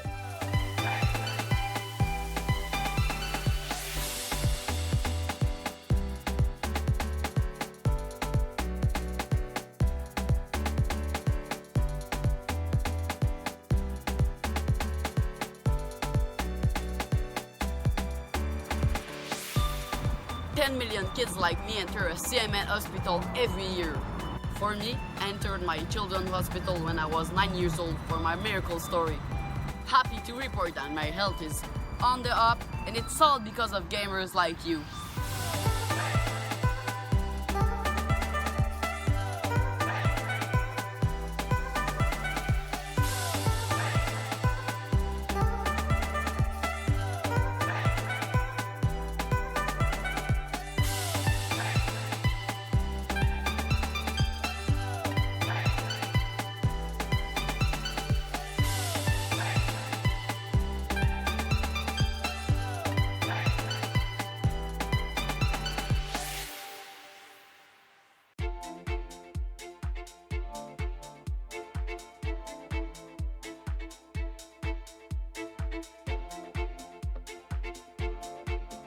My name is Tara. I stream on Twitch, and I did Extra Life last year, and I raised $5,000 for Children's Hospital of Omaha.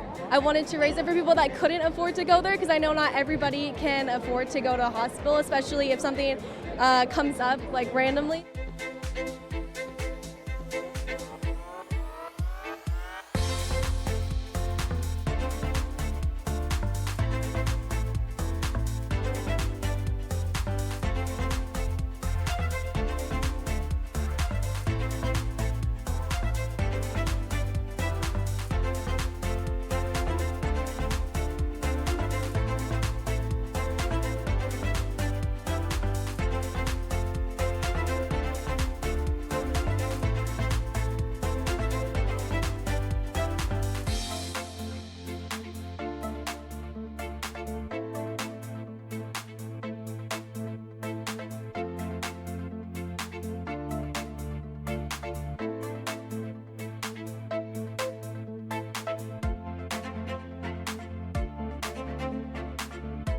So my why to help kids' health at KU Pediatrics is because of my cousin Teague.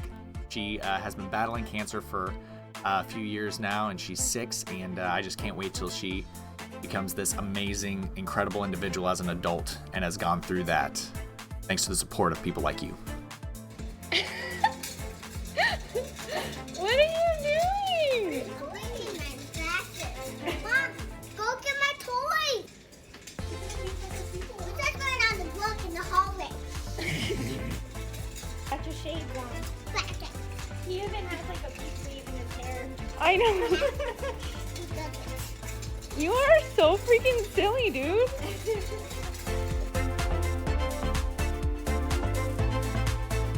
To the Extra Life community, thank you so much for helping kids like me treated at the IWK Health Center and TMN hospitals. Since 2008, Extra Lifers have raised millions of dollars to help kids treated at 170 children's hospitals in the U.S. and Canada. Those funds go directly to the hospital.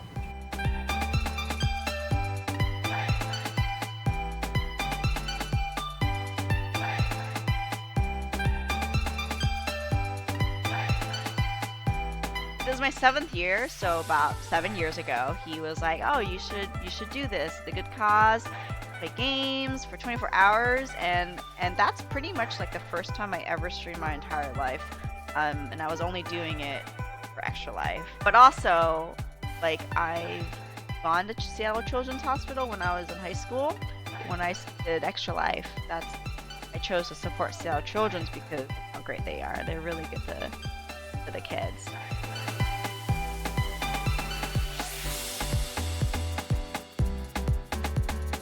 Let's raise a lot of money for Blair Batson!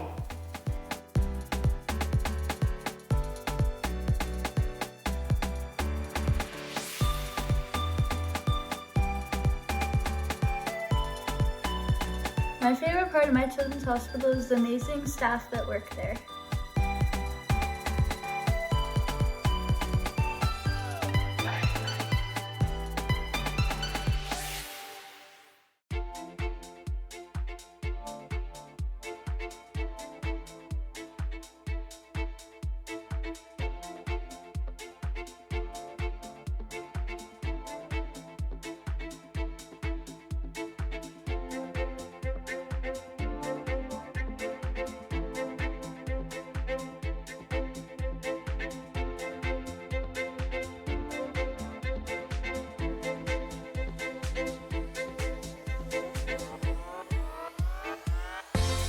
"62 kids like me enter a CMN hospital every minute."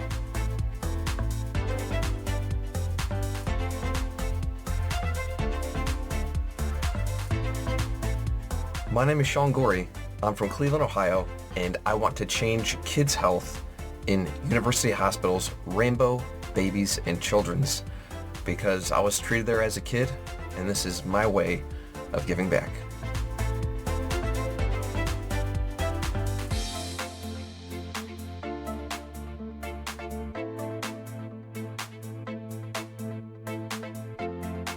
Kids can't wait.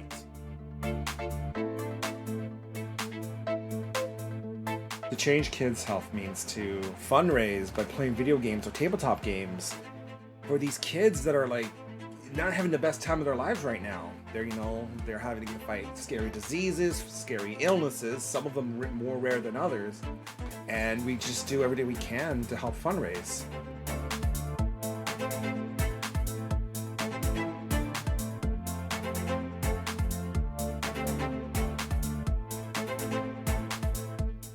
What's up, Extra Life? I'm so inspired to hear about all you're doing to help sick and injured kids treated in your local community, and the fact that you guys are playing games to help these kids is it's amazing on many levels.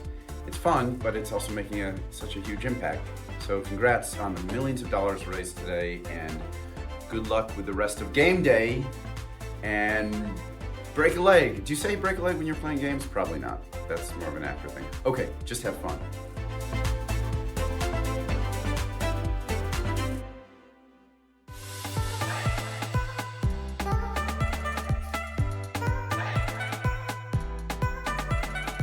My name's Eric Sears. I live in Ottawa and I'm treated at CHEA for type 1 diabetes. My favorite part of my children's hospital is the doctors, nurses, and educators.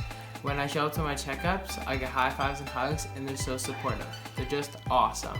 Did you know that 62 kids like me enter a CMN hospital every minute? That's a lot of kids that need help. Join Extra Life to help kids like me.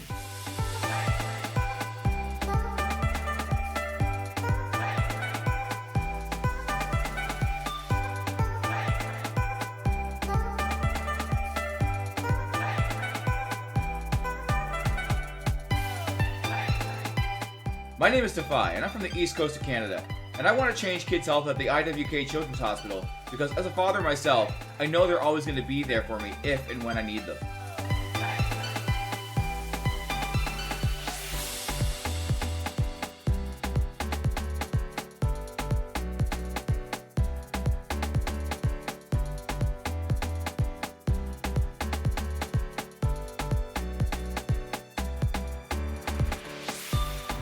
10 million kids like me enter a CMN hospital every year. For me, I entered my children's hospital when I was 9 years old for my miracle story. Happy to report that my health is on the up, and it's all because of gamers like you.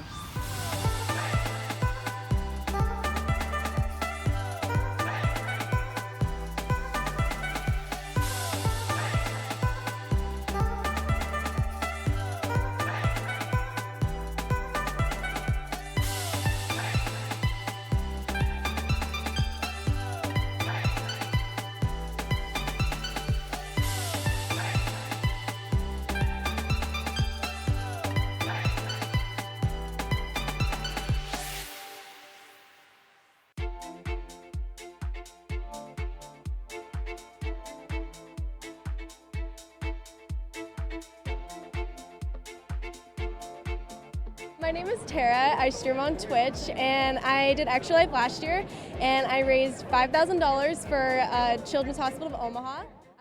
All right, we are coming back from break. You guys are sitting. The Jake has reappeared. Yes. Yep, he just reappeared. All right, knocking shit off the table. Perfect. That's all right. Oh, I've got. Bless you. A sneezy kitty. I've got Gavin. Like, that was my spot. What the hell? Jake. All right, go on, Gabby. So you guys are still sitting at this impromptu tea party in a cave with bones. I have made the offer. A lich's tooth. Like I said, it kind of sits back and smiles as it thinks about it. How do you plan on acquiring such a fine treasure? Well, our only goal in life is to destroy him. So either we destroy him or we die trying.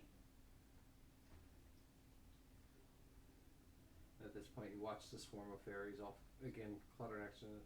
They seem to be having a conversation. How is it you plan on destroying that which cannot die? With the help of the drop of knowledge, the tooth,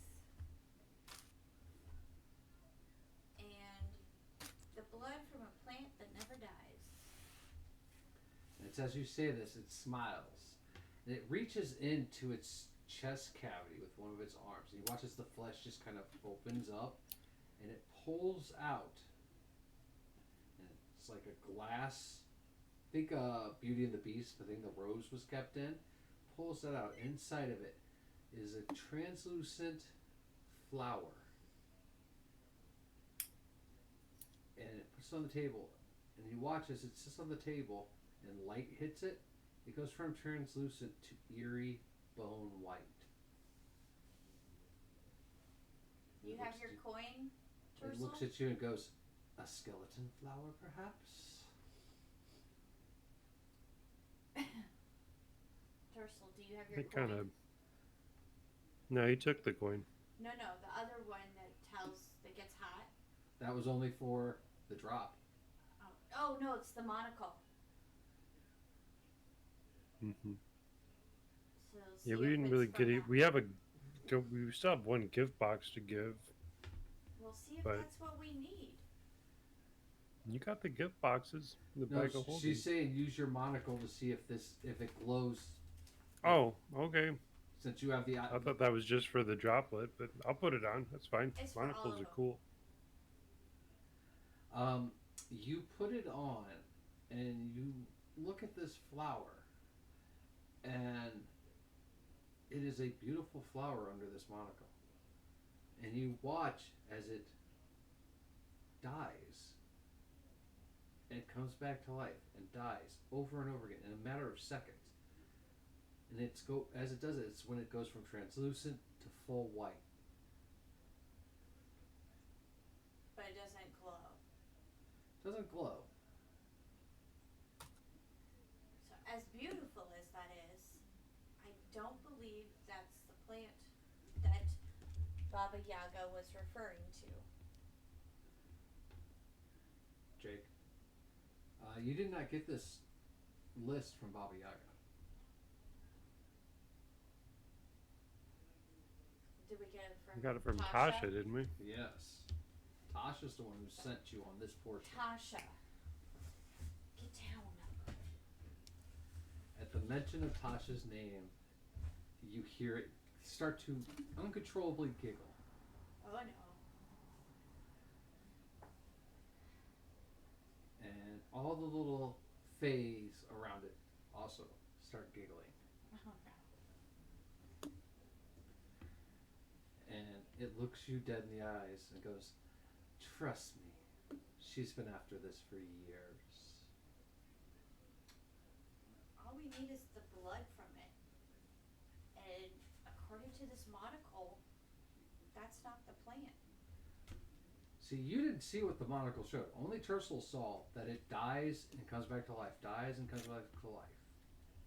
Yeah, I was just complimenting his flower that Yes. he seems to treasure. What I'm saying is, you didn't see it, so you don't know what Tercel saw. But if he's like, no, it's Tercel not. hasn't said anything towards it yet, is what I'm saying. You're making an assumption, Based on what he's telling me but Tercel hasn't said anything to you in game. in game.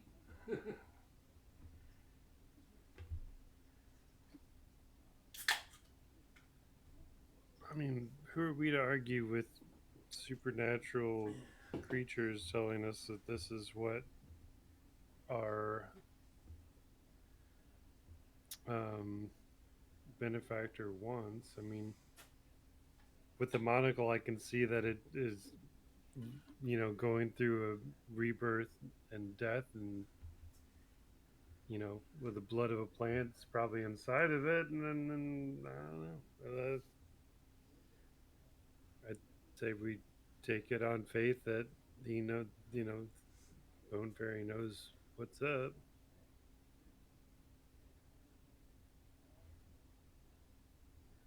I mean, take it for what it is and we get the fuck out of here. All we got to do is kill a lich. Sounds totally reasonable. Pharaoh looks at both of you and then looks at the bump and goes, "And what would you want for such a fine gift?" I will pull out the gifts. You pull out the last of the gifts, Yeah. put it on the table. You watch as the bump fairy pulls the gift over and lifts the lid off. And you see immense joy, like that of a child opening a present that's wanted at Christmas. The long, thin fingers reach into this box and pull out another glass jar, just like the one with the flower, but inside of it is the bones of a creature, and all you see on its head is a single red cap. Other than that, it is bones. A little red cap?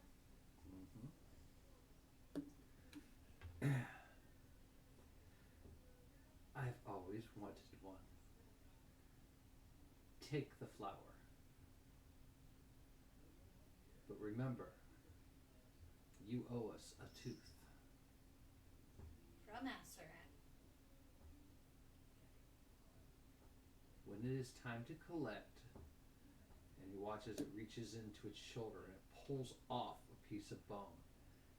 And as it hands it to you, this bone starts to transform into a small glass vial, and inside of it you see a single fairy riding a spider with wings. Break this, and they will collect the tooth. And it gives it to you, Tercel. Do we want to put that in the bag of holding? I mean, I could just hold on to it. Pharaoh looks Pretty at you and goes, secure. "I wouldn't put that into another dimension." Okay. I just worried about it breaking too early. She's like, "Trust me, I'm pretty sure this will only break when it needs to be broken." Hey, so Bone Fairy, my lord. What do you know about this Lich Tesseract? You got any information that may help us in destruction, demise, stuff like that? As you start asking it this question, you notice the table is starting to disappear. Are the cave walls, the torches, and as the darkness envelops around the Bone Fae, it says, "Nothing you want to hear." And then it just disappears. And light fills your guys' vision. And you're all sitting in a grassy plain surrounded by white flowers.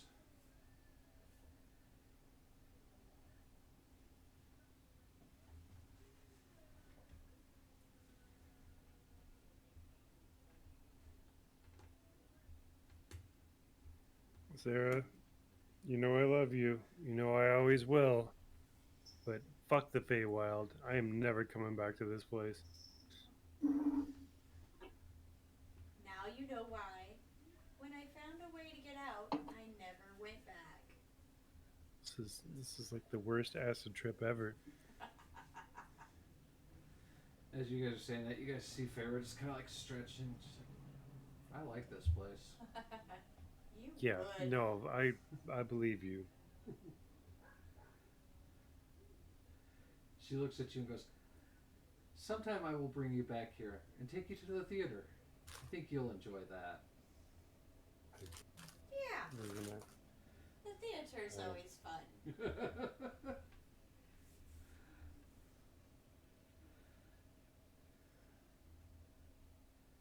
So, you guys are Well- sitting in the plains. What would you like to do? You don't know what time it is because it is forever twilight where you are. You don't know how long you've been in that cave or how long that little tea party went on. Because time is irrelevant in the Feywild. Right, but According to the kitties, it is meow. Mm-hmm. Is that a Cali tuna or a Nix? It's a Nixie. Aww. What do you want? She's like, "I want to be on TV."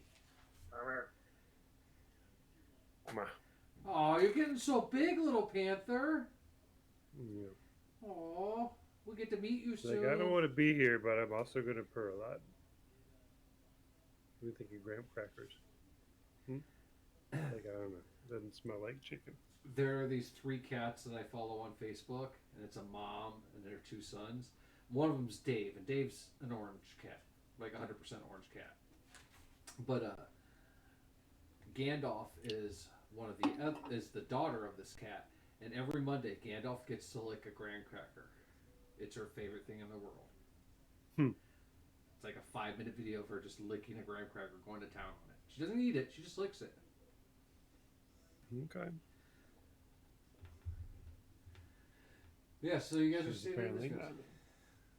You're standing in this field. What would you like to do? All right, I guess we have our 3 items. Plains was which cardinal direction away? From the center of the city, it was east. Because you went north to the mountains, west to the river, and east to the plains. what was the Baba Yaga necklace that would get them back to the boat? That will get you back to the boat.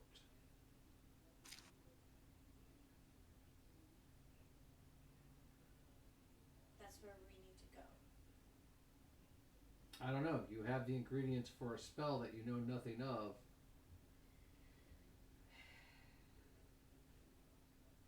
Getting back to your boat will get you back to your realm and everything, but you have ingredients for a spell that you don't know how to cast.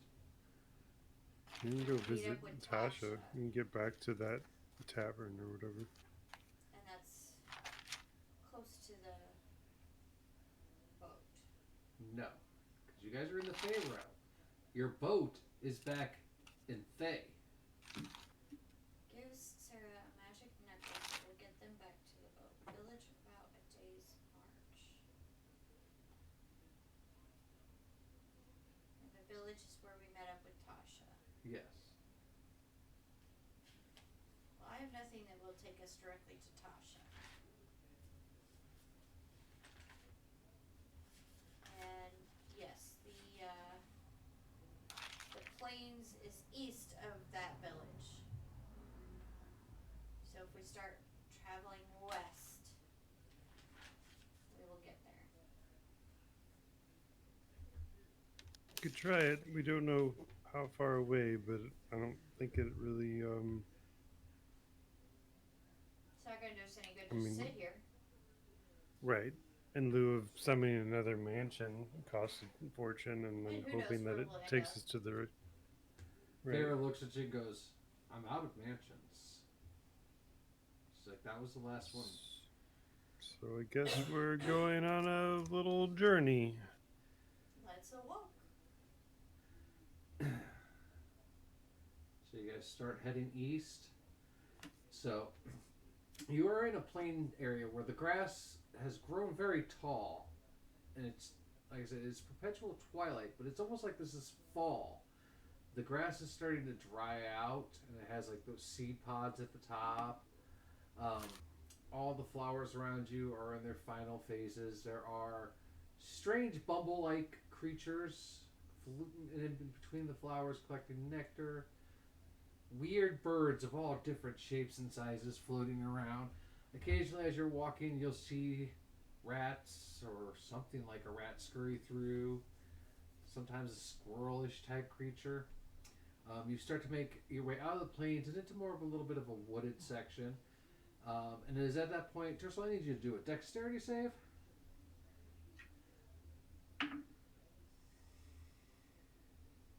Six. Yeah, as you guys enter this wooded area, all of a sudden you get pinged right in the forehead. No damage, but an acorn whaps you right in the head. And you look up and there is a very angry squirrel sitting in the tree. And it's just chittering at you, its tail poofy moving around.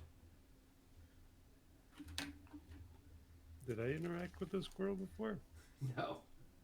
You have not met this Okay. squirrel before. It's angry at you and it's threw an acorn at you. I'm gonna assume that Mickey the monkey is asleep. I'll kind of like scritch him on the back, be like, "Hey, buddy, you want to go toe to toe with the squirrel?" Is this a friend of yours? Right. It's still just sitting up there chittering at you, kind of huffing and puffing. I guess I don't know, Sarah, you're the druid, but I guess we could just give the tree a wide berth. Maybe he's just defending his nest or something. Oh, let's cast Speak with Animals. Alright. See what his deal is. So I will cast Speak to Animals. Alright. As soon as the casting goes off, you hear a string of cuss words that would make most sailors blush. And amongst those cuss words, though, you get the gist that Tercel just stepped on its pile of food that it had stored under some leaves. Watch where you're stepping, Tercel. He is Oh, very, that looks very like angry. ground to me. Yeah, well, apparently the squirrel has this stash of food for the winter under your boot.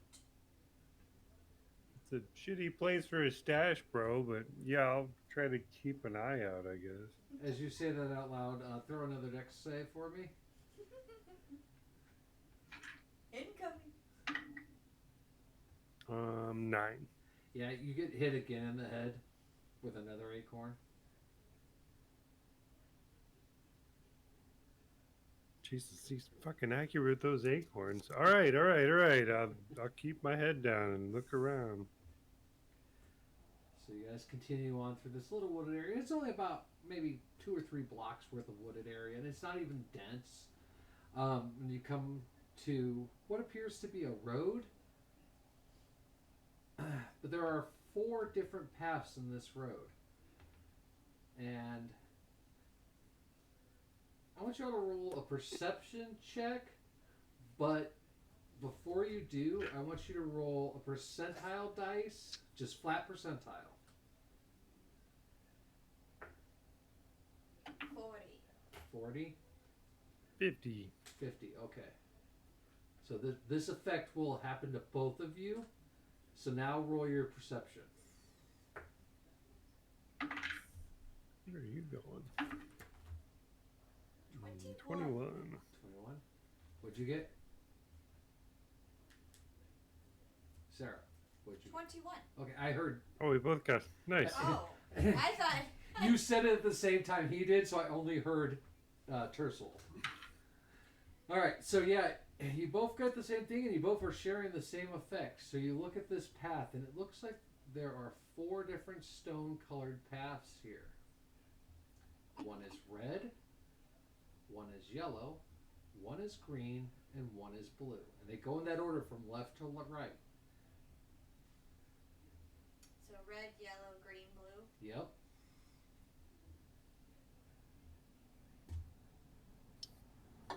And you see that they all start out going the same way for about 100 feet.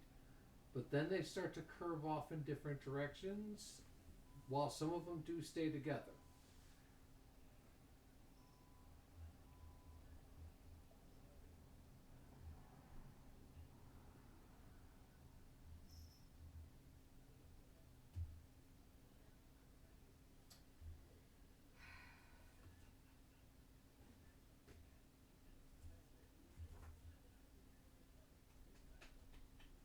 Well, I mean, if we're thinking trickery and traps, like red, yellow, and blue are all primary colors.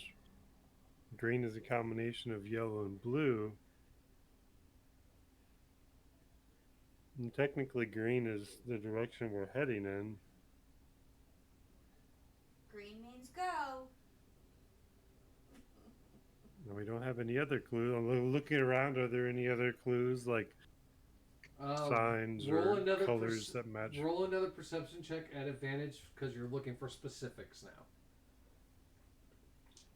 now. 16. 16. So, staring at the road, you notice one of them, which is the blue one, goes forward about 25 feet and then starts curving left. So it would be heading south. You notice the green one does continue to seem to keep going on the way you're going. You notice the red one just goes forward but then disappears. Like, it doesn't stop. It's just, there's no more path there. The yellow one keeps going forward, and then it merges to where the red one seems to have stopped. Then it cuts back over to where it was, and there seems to be something sitting at it before it seems to turn away. So if you follow the green or yellow, they're going the same direction until that thing is sitting there on the yellow.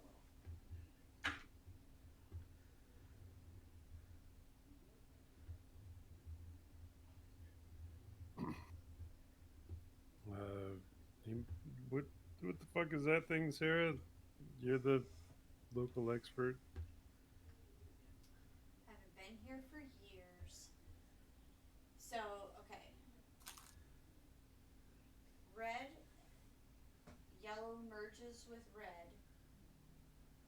Well, no, the yellow seems to cut over where the red just seems to stop, and then it, a couple feet later, goes back over to where it originally was.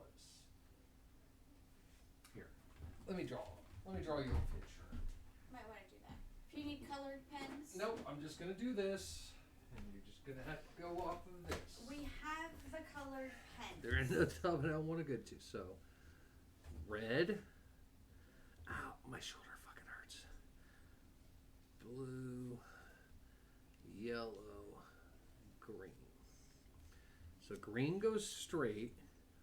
Yellow does this. But then right about here is where the object is. This just goes this way, and this just stops there. Is that on there? Yeah. Go up a little. There you go. It's upside down. But that's gonna be how it is. That hurt drawing. I'm left-handed. My left shoulder's out of whack. But that's also where you guys would be standing, where the letters are, anyways. So. So they're not far apart. About 5 feet. They're about 5 feet apart. blue is here, and then there's like a 1 foot gray section of stone, and then there's another 1 foot, and then there's the red, and then one. So they're separated by gray stone.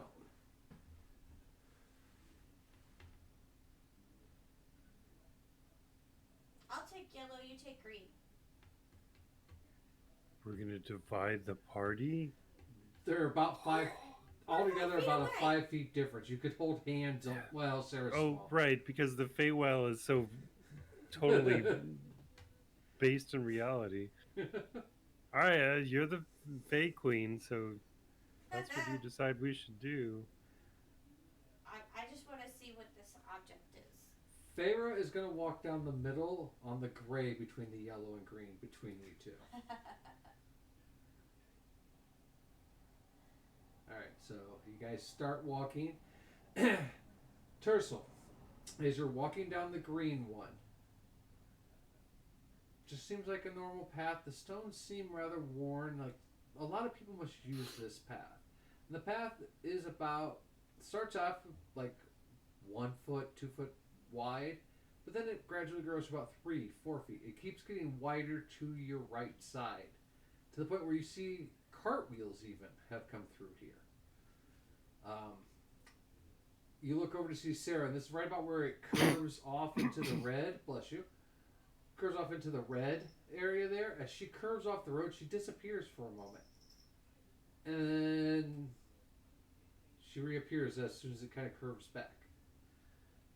Sarah, as you're walking, it starts off at about 3 stones wide, and it continues and starts getting to about 5 stone wide. It doesn't get much bigger than that, and then it curves around this thing. And as you curve around this thing, you see Tercel, and then you don't see Tercel anymore. And then you come around it, and there's Tercel and Feyre. They're just walking there. They both were looking like this when they see you. That was cool. As you guys get to the spot where yellow is going to start turning off a different direction, and there's this item laying there. It's about 4 feet wide by 4 foot, 4.5 feet tall.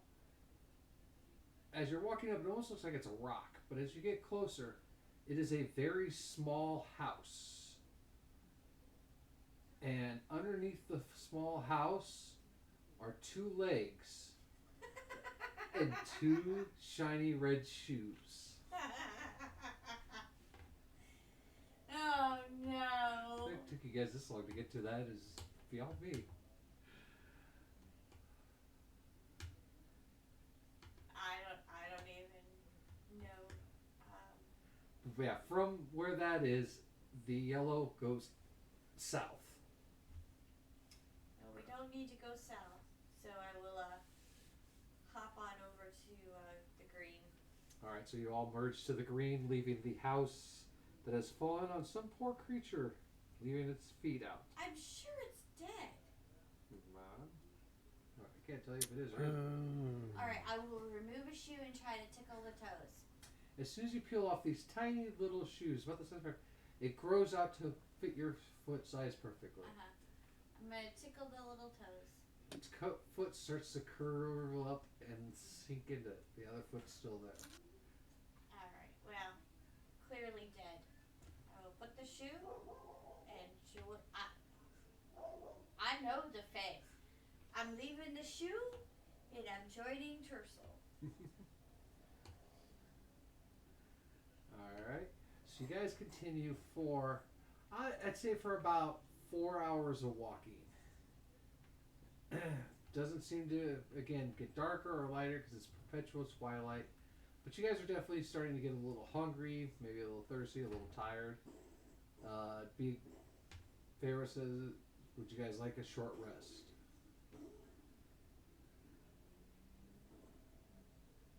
We have no idea how much further we're going, but I'm good to continue.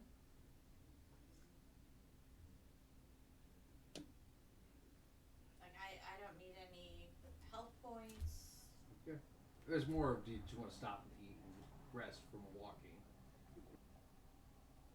I mean, we may not go insane if we just take a break, you know. Maybe something cool will happen. Been a long day. And these boxers are chafing the inside of my thighs. Something fierce. I don't know what kind of starch they use at the mansion, but too much. Too much is what they use. As you say that, you feel a slight smack on your ass because you just bitch about everything. Because you don't wash another man's boxers. Fucking rude. She's like, I'm just not going to comment on why they need it washed, and keeps walking.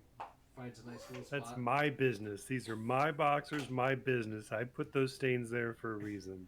She finds a little spot just right off the edge of the path you guys are at, and there's a couple tree stumps sitting there, so she sits down on one.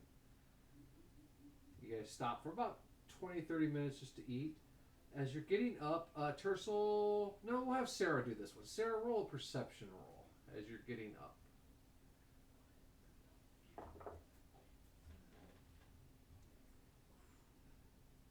That's a 6. 6, that's enough.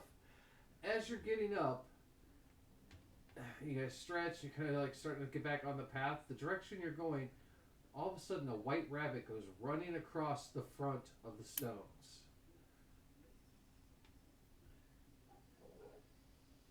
Does it have a clock on it? With that roll, you don't get much detail. You just see a white rabbit. You rolled shit. It's got a watch around its neck. It's complaining about how he's late.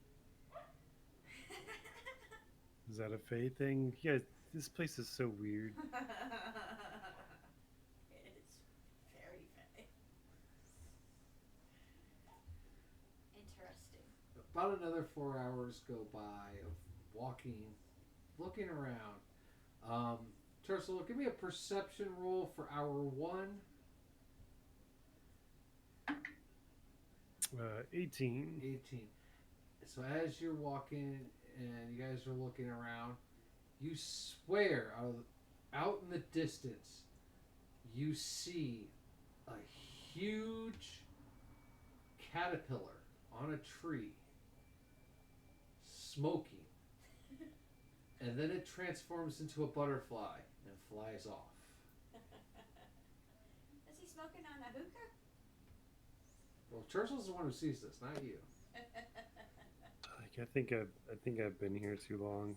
We need to get out of this place. This is starting to make sense in a weird way. I don't know. Like, hopefully we're getting closer. All right, Sarah, you're gonna give me hour 2 perception roll of what you guys see.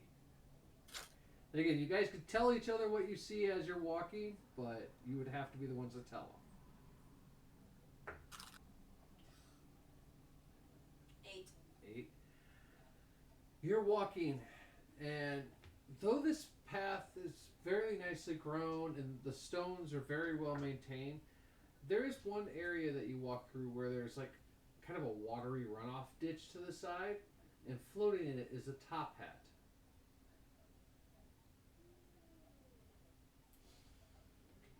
It's a pretty cool looking top hat. It is a remarkably cool top hat. Ooh, I'm gonna fish out that hat. Alright. As you pull the hat out of the water and shake it, a rabbit plops out of the hat and runs off. Put a hat on my head. Okay, I need you to roll Son of a bitch. D100. I have to get a special book out for this. 44. Are you sure you've been to the Feywild? 'Cause you sure do interact with a lot of shit. I fucking put it on my head. Why did I put it on my head? See, I knew you would. That's just it. Oh, give me 1 second here. I gotta find the right table for this. I go and put the hat on and I'll be like, how do I look?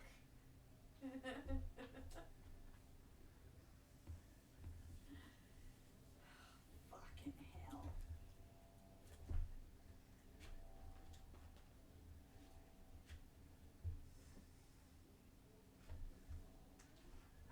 Hey, game companies, do me a huge favor. Stop making semi-gloss pages in your fucking books. Alright, what'd you get?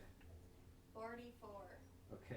So, yeah, you put the hat on your head, and you go to turn to Tercel and be like, how do I look? And all you hear is, and Tercel, that's all you hear from her, too, is just incoherent, babbling speech from her. That's all I hear in my head? Yeah, that's all you hear, and that's all So I'm everyone. gonna take the You hat can't off. take the hat off. It is stuck to your head. Like Sarah. Oh God. Help! I'm gonna ask Tercel to help try and pull that Tercel looks to Farabi like she really loves cursed items. I think maybe it's been a while for her, so she just like she was kind of hoping she can get some kind of negative influence over her. Feyre looks at you and goes, I've noticed this is a reoccurring trend with her. She is a child, after all. I'm not. I think with all the books she reads, she'd be more wise to these things. But There is a what do difference I know? between book smarts and world smarts. I'm asking Tercel to try and take the hat off. Yeah, no, we get it, sweetie. It's a very pretty hat. I think it looks great on you. Stop my feet. How tall is Sarah again? It's a child size. So, yeah, before you is a 2.5 foot tall, right? No, 3.5. 3.5 foot tall creature, stomping its feet, go Oh, with no, a 2.5 feet. Yeah, I told you it was 2.5. I know what I'm talking about. So there's basically picture a human toddler babbling at you right now, and you can't understand a damn thing it says. I'm stomping my feet, pointing at the hat, and trying to take it off. I guess I could try dispel magic. I'm definitely not touching that hat.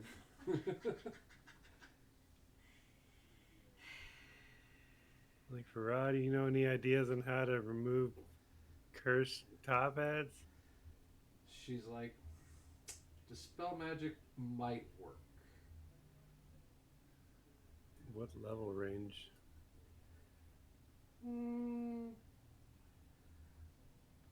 In the world of D&D level range, I would say just one should work, but you know, there's no real levels in D&D world, so just casting it. I guess I could do a ritual detect magic. Take me 15 minutes. I can get some idea of how strong it is, and then know which rank of dispel magic to use. Okay. So yeah, we'll do that. All right, so for 15 minutes as you try to cast this, all you hear and watch is Sarah is stomping around, trying to pull this hat off. Sounds like a toddler that needs a nap. You cast it, and you see that, yeah, it is a basic binding spell on it. Low level. Alright, well then I'll cast dispel magic on it with a rank 3. Which is the first level, so. Yeah. Alright, so you cast it, and the hat falls on the ground. But Sarah doesn't stop babbling.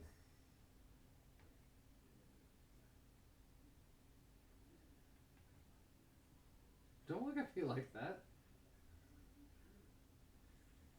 He's been watching too many of those memes. No. There's a very specific reason for it. Well, I got the hat off.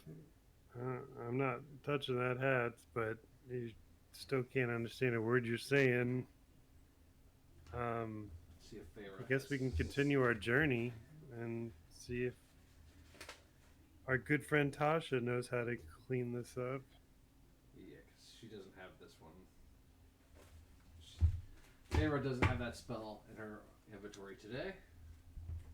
So. Oh, like the language one? No. The way to remove what's going on. There's a specific. There's 2 spells that will specifically remove it, and she doesn't have either of them. So. But yeah, you guys can continue on. I'm gonna say because you still have 2 more hours of walking before you'll hit the village. You're gonna have to make both the perception rolls at disadvantage because you have a yammering toddler with you now. So go ahead and give me a perception roll. Yeah, I don't have like restoration. I don't have that greater What, the restoration. hell, what level is restoration? Oh, there it is.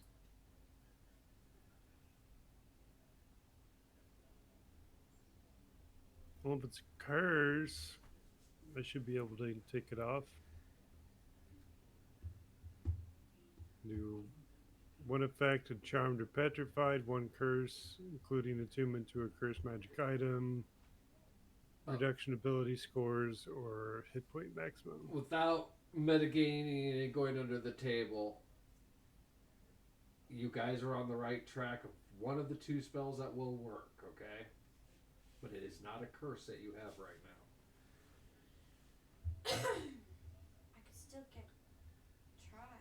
No, I'm saying you guys are on the right track, but that's almost metagaming level, so I'm trying not to tell you guys. All right. I'll just proceed with the perception rolls. I have cure poison powder, but I don't think it's a poison. Oh, the Mad Hatter was mad because he had lead in his hat, right? Maybe it is poison. It was mercury. Or mercury, right? Something like that. You might be on the right path in a way, but still on the wrong road. First perception roll is a 21. 21. So for the next hour, listening to Sarah babble, you look around, start to go insane, and it's strangely quiet all of a sudden. And you look out far to the south, you do see in the field what appears to be a group of 4 adventurers wandering away from you. But at this distance, you can't make their details out too much. But they are walking south while you guys are walking east. They're taking the yellow brick road. Are they singing and dancing? He can't see from there, and all we hear from you is... She's babbling and beating on things. You don't hear it? Yeah, okay, Because it's in a just different language. keep it down. That, Follow the yellow brick road. Follow the yellow brick road. Yeah, that's about what you hear. Alright, and then for the last hour, you guys do...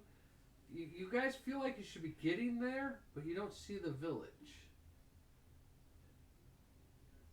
But roll perception for the last hour of your walk.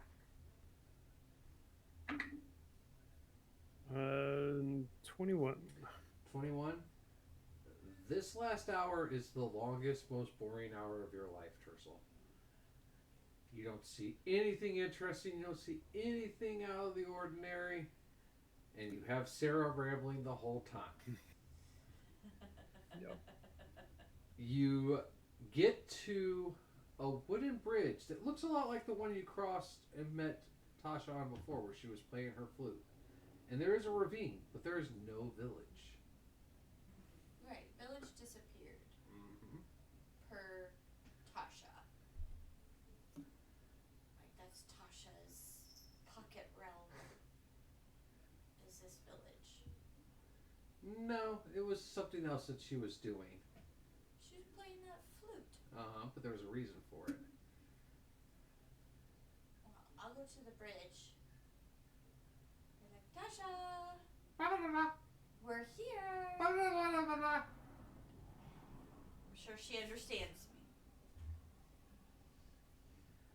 Nothing. It's like, this looks like the bridge and where the village was, but nothing much here. Did she give us instructions on how to get back to her? Like, looking to Sarah and then being like, never mind. Rod, did she tell us how to get in touch with her? She's your sister. Farah walks across the bridge, and as she does, she reaches in her pocket and pulls out the bone flute she keeps and starts playing a melody on it. And then within a few minutes, you see, like, in where the middle of this town should have been, like a fluxing portal. And as the portal disappears, there's Tasha standing there.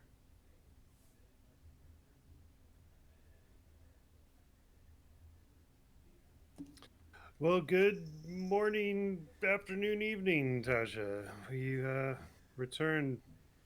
He looks at Sarah. Successful? She's got some kind of condition that I don't know what to do about, but we do have all your ingredients. Tasha walks over to Sarah and goes, a little madness. Taps you and casts calm emotions on you. Just so you know, Lesser Restoration will also cure madness for future reference, guys. But yes, calm emotions. Taps it on your nose, and all of a sudden your babbling goes, blah, blah, blah, back to normal speech. Just a little bit of madness. Yeah, I think I caught a little bit of that madness too. So, Tasha looks at you guys and goes, so you've collected the items? I will present the tooth and the drop of knowledge. You have the flower. Okay. Yeah, I totally grabbed that flower before we left. Who did grab that flower? Because none of you did. I took the ferry, so I imagine I probably grabbed the flower too. I was going to say Favor grabbed the flower for you guys. Okay, that'll work. Because I noticed neither of you went to grab the flower, and I was like, yep. I figured he got the fairy, he got the flower too. No, so Favor pulls the flower out and gives her. She goes, good. I will meet you guys back at your city with the spell. She's like, I have work to do. Just so you know, we have to get Asterak tooth for that dragon tooth of yours. And she lets out a giggle and goes, that sounds like fun. She goes, I'll see you guys back at your castle. I've got to finish one little job. And she opens the portal, and you guys see that drab city. Instead of rats everywhere, there are people just milling around hopelessly and aimlessly.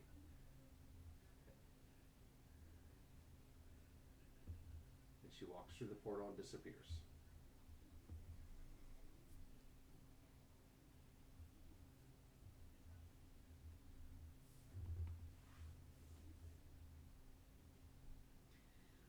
Oh, what fun.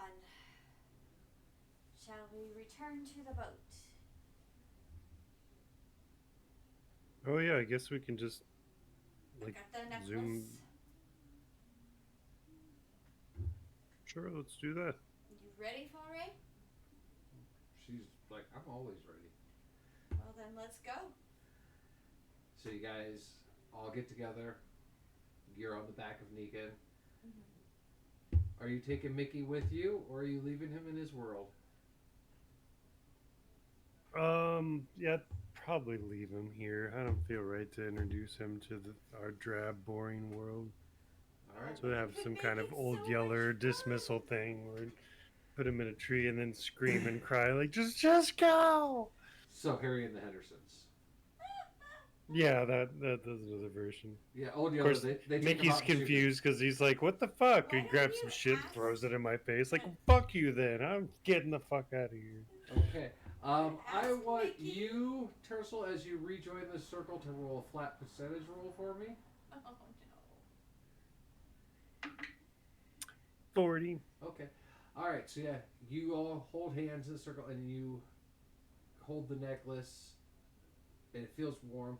You guys feel like this really weird feeling, like every part of you is being sucked into the necklace, like your skin's being pulled off your bones, liquids being pulled out of your body, the air is pulled out of your lungs. Like, this does not feel great. And then all of a sudden it feels backwards, like everything's shooting back out. And you guys are standing on the beach in Thay. The ship is still out in the water. The rowboat you guys brought aboard shore is right in front of you. And as you're all kind of like recovering from that teleportation, Tercel, you feel on your shoulder a small monkey. Mickey's like, You you taking little me with bastard. you. Well, you better be careful. People don't like getting poo thrown at them around here. So you guys gonna take the rowboat back to the ship? Yes. Alright, so you guys row back to the ship. And as you guys climb aboard, Brenna is there along with Evelyn. And they're like, Hello, ladies. where have you guys been? Oof. You're going to need to produce a lot more alcohol before we start telling that story. She looks, she goes, it's been 2 years. Oh, fuck. That's Well, the then, power of the You guys have been Feywild. waiting here for 2 years. That's dedication. For real. Brenna smiles and points at this really weirdly copper and stone and glass device that's sitting on the ship. And she walks over and pushes a couple buttons and pulls a lever and then just smacks it with a hammer. And you watch as the ship shimmers and disappears. And you guys are just standing floating on the ground. But she's gone too, and so is Evelyn. And then you hear a voice, fuck, you guys need these. And you all of a sudden feel a little bracelet latch onto your arm, and you disappear. Nice. Well, you haven't been just sitting around. So after a minute, you hear like knobs turning and stuff as the ship comes back into view, and you guys do too. She's like, it's pretty easy to hide when they can't see us. She's very, very happy with herself. Oh, yeah. And you guys see Rosemary walking around. She has some new devices on her. Like new little like spider legs that are sticking out. And what looks possibly like the same kind of propulsion that is on the ship to make it fly. Nice. You've been busy while we've been gone. Brenda's like, well, 2 years, I had to do something. Absolutely. I'm sure you've got some wild ideas for Negan. Oh, I do. Her eyes light up. She's like, I do. I have lots of them. She's like, can I show you later? Yeah. And she walks over to Feyre and gives her a big hug. She's like, I missed you.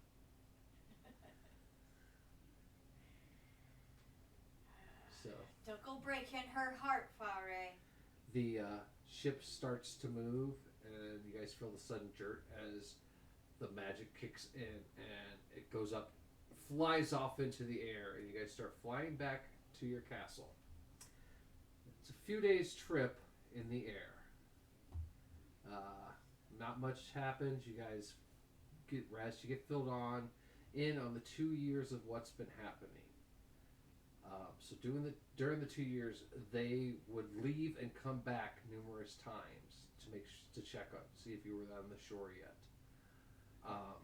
They had actually even built a mechanical device that is mechanic and magic that when as soon as you guys got on the rowboat, they knew to get back. But they also let you know that over the last 2 years, they've been hunting down pieces of the Lich's flash booties and destroying them, forcing him to be on the move. He is now on the top of this old volcano, and he has been amassing an army, and that is where they think would be the best place to strike. But they tell you that you'll get more information once you return back to the castle. So, as you guys, We tell them all of our adventures. as you guys, the magic goes out and you start to land back in the water and sail in the last half a day's journey to the castle. You see the familiar white castle up on the cliffs, and you come in. You guys make your way up to the city square. Tercel, as you are walking by your booth of things, you see not the gentleman you left in charge of it. Instead, you see a rather pregnant young woman running the booth for you. When you ask, you find out that her husband is at the castle right now, and he'll be back soon. She doesn't recognize who you are. You find out that your trusted shopkeep and partner has been married and has a child on the way in the last 2 years since you've been gone. You guys also notice that there are many children now in the city that was once decimated by the armies of the dead. 2 years is enough time for populations to take off. As you guys make your way to the palace, you are greeted at the steps leading up to the palace by Ariel and the Queen, both who are very happy to see you. And they're even more happy when you report that you have been successful. You guys head in, and over the course of the next 3 weeks, there will be much discussion and much planning on the final movements against this lich. And that's why we'll be taking our 3 weeks off, as this is the end of today's episode. On our walk to the village, I'm mad, but would I still have my faculties to pick things as I'm walking? No, what you rolled on the insanity table, you mentally were completely scatterbrained, and your speech was completely destroyed. That's why you babbled. So no, you were barely able to function as a walking creature. Okay, so from the walk up to that point, because I would always be looking for new plants, herbs.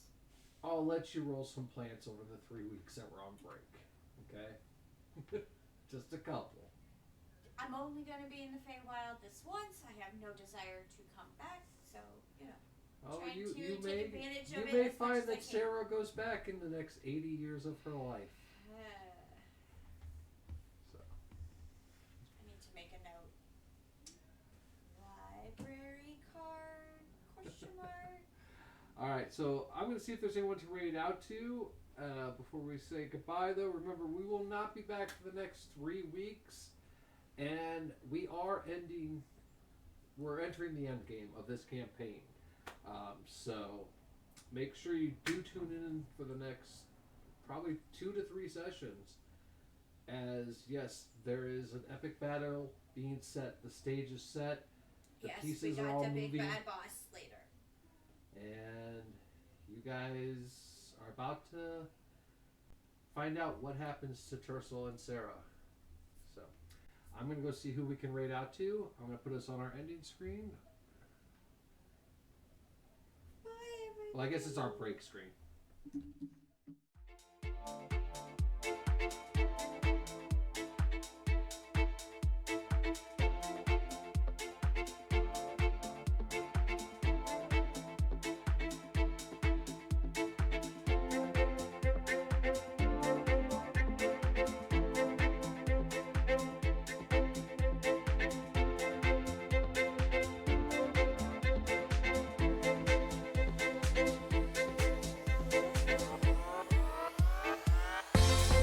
62 kids like me enter a CMN hospital every minute.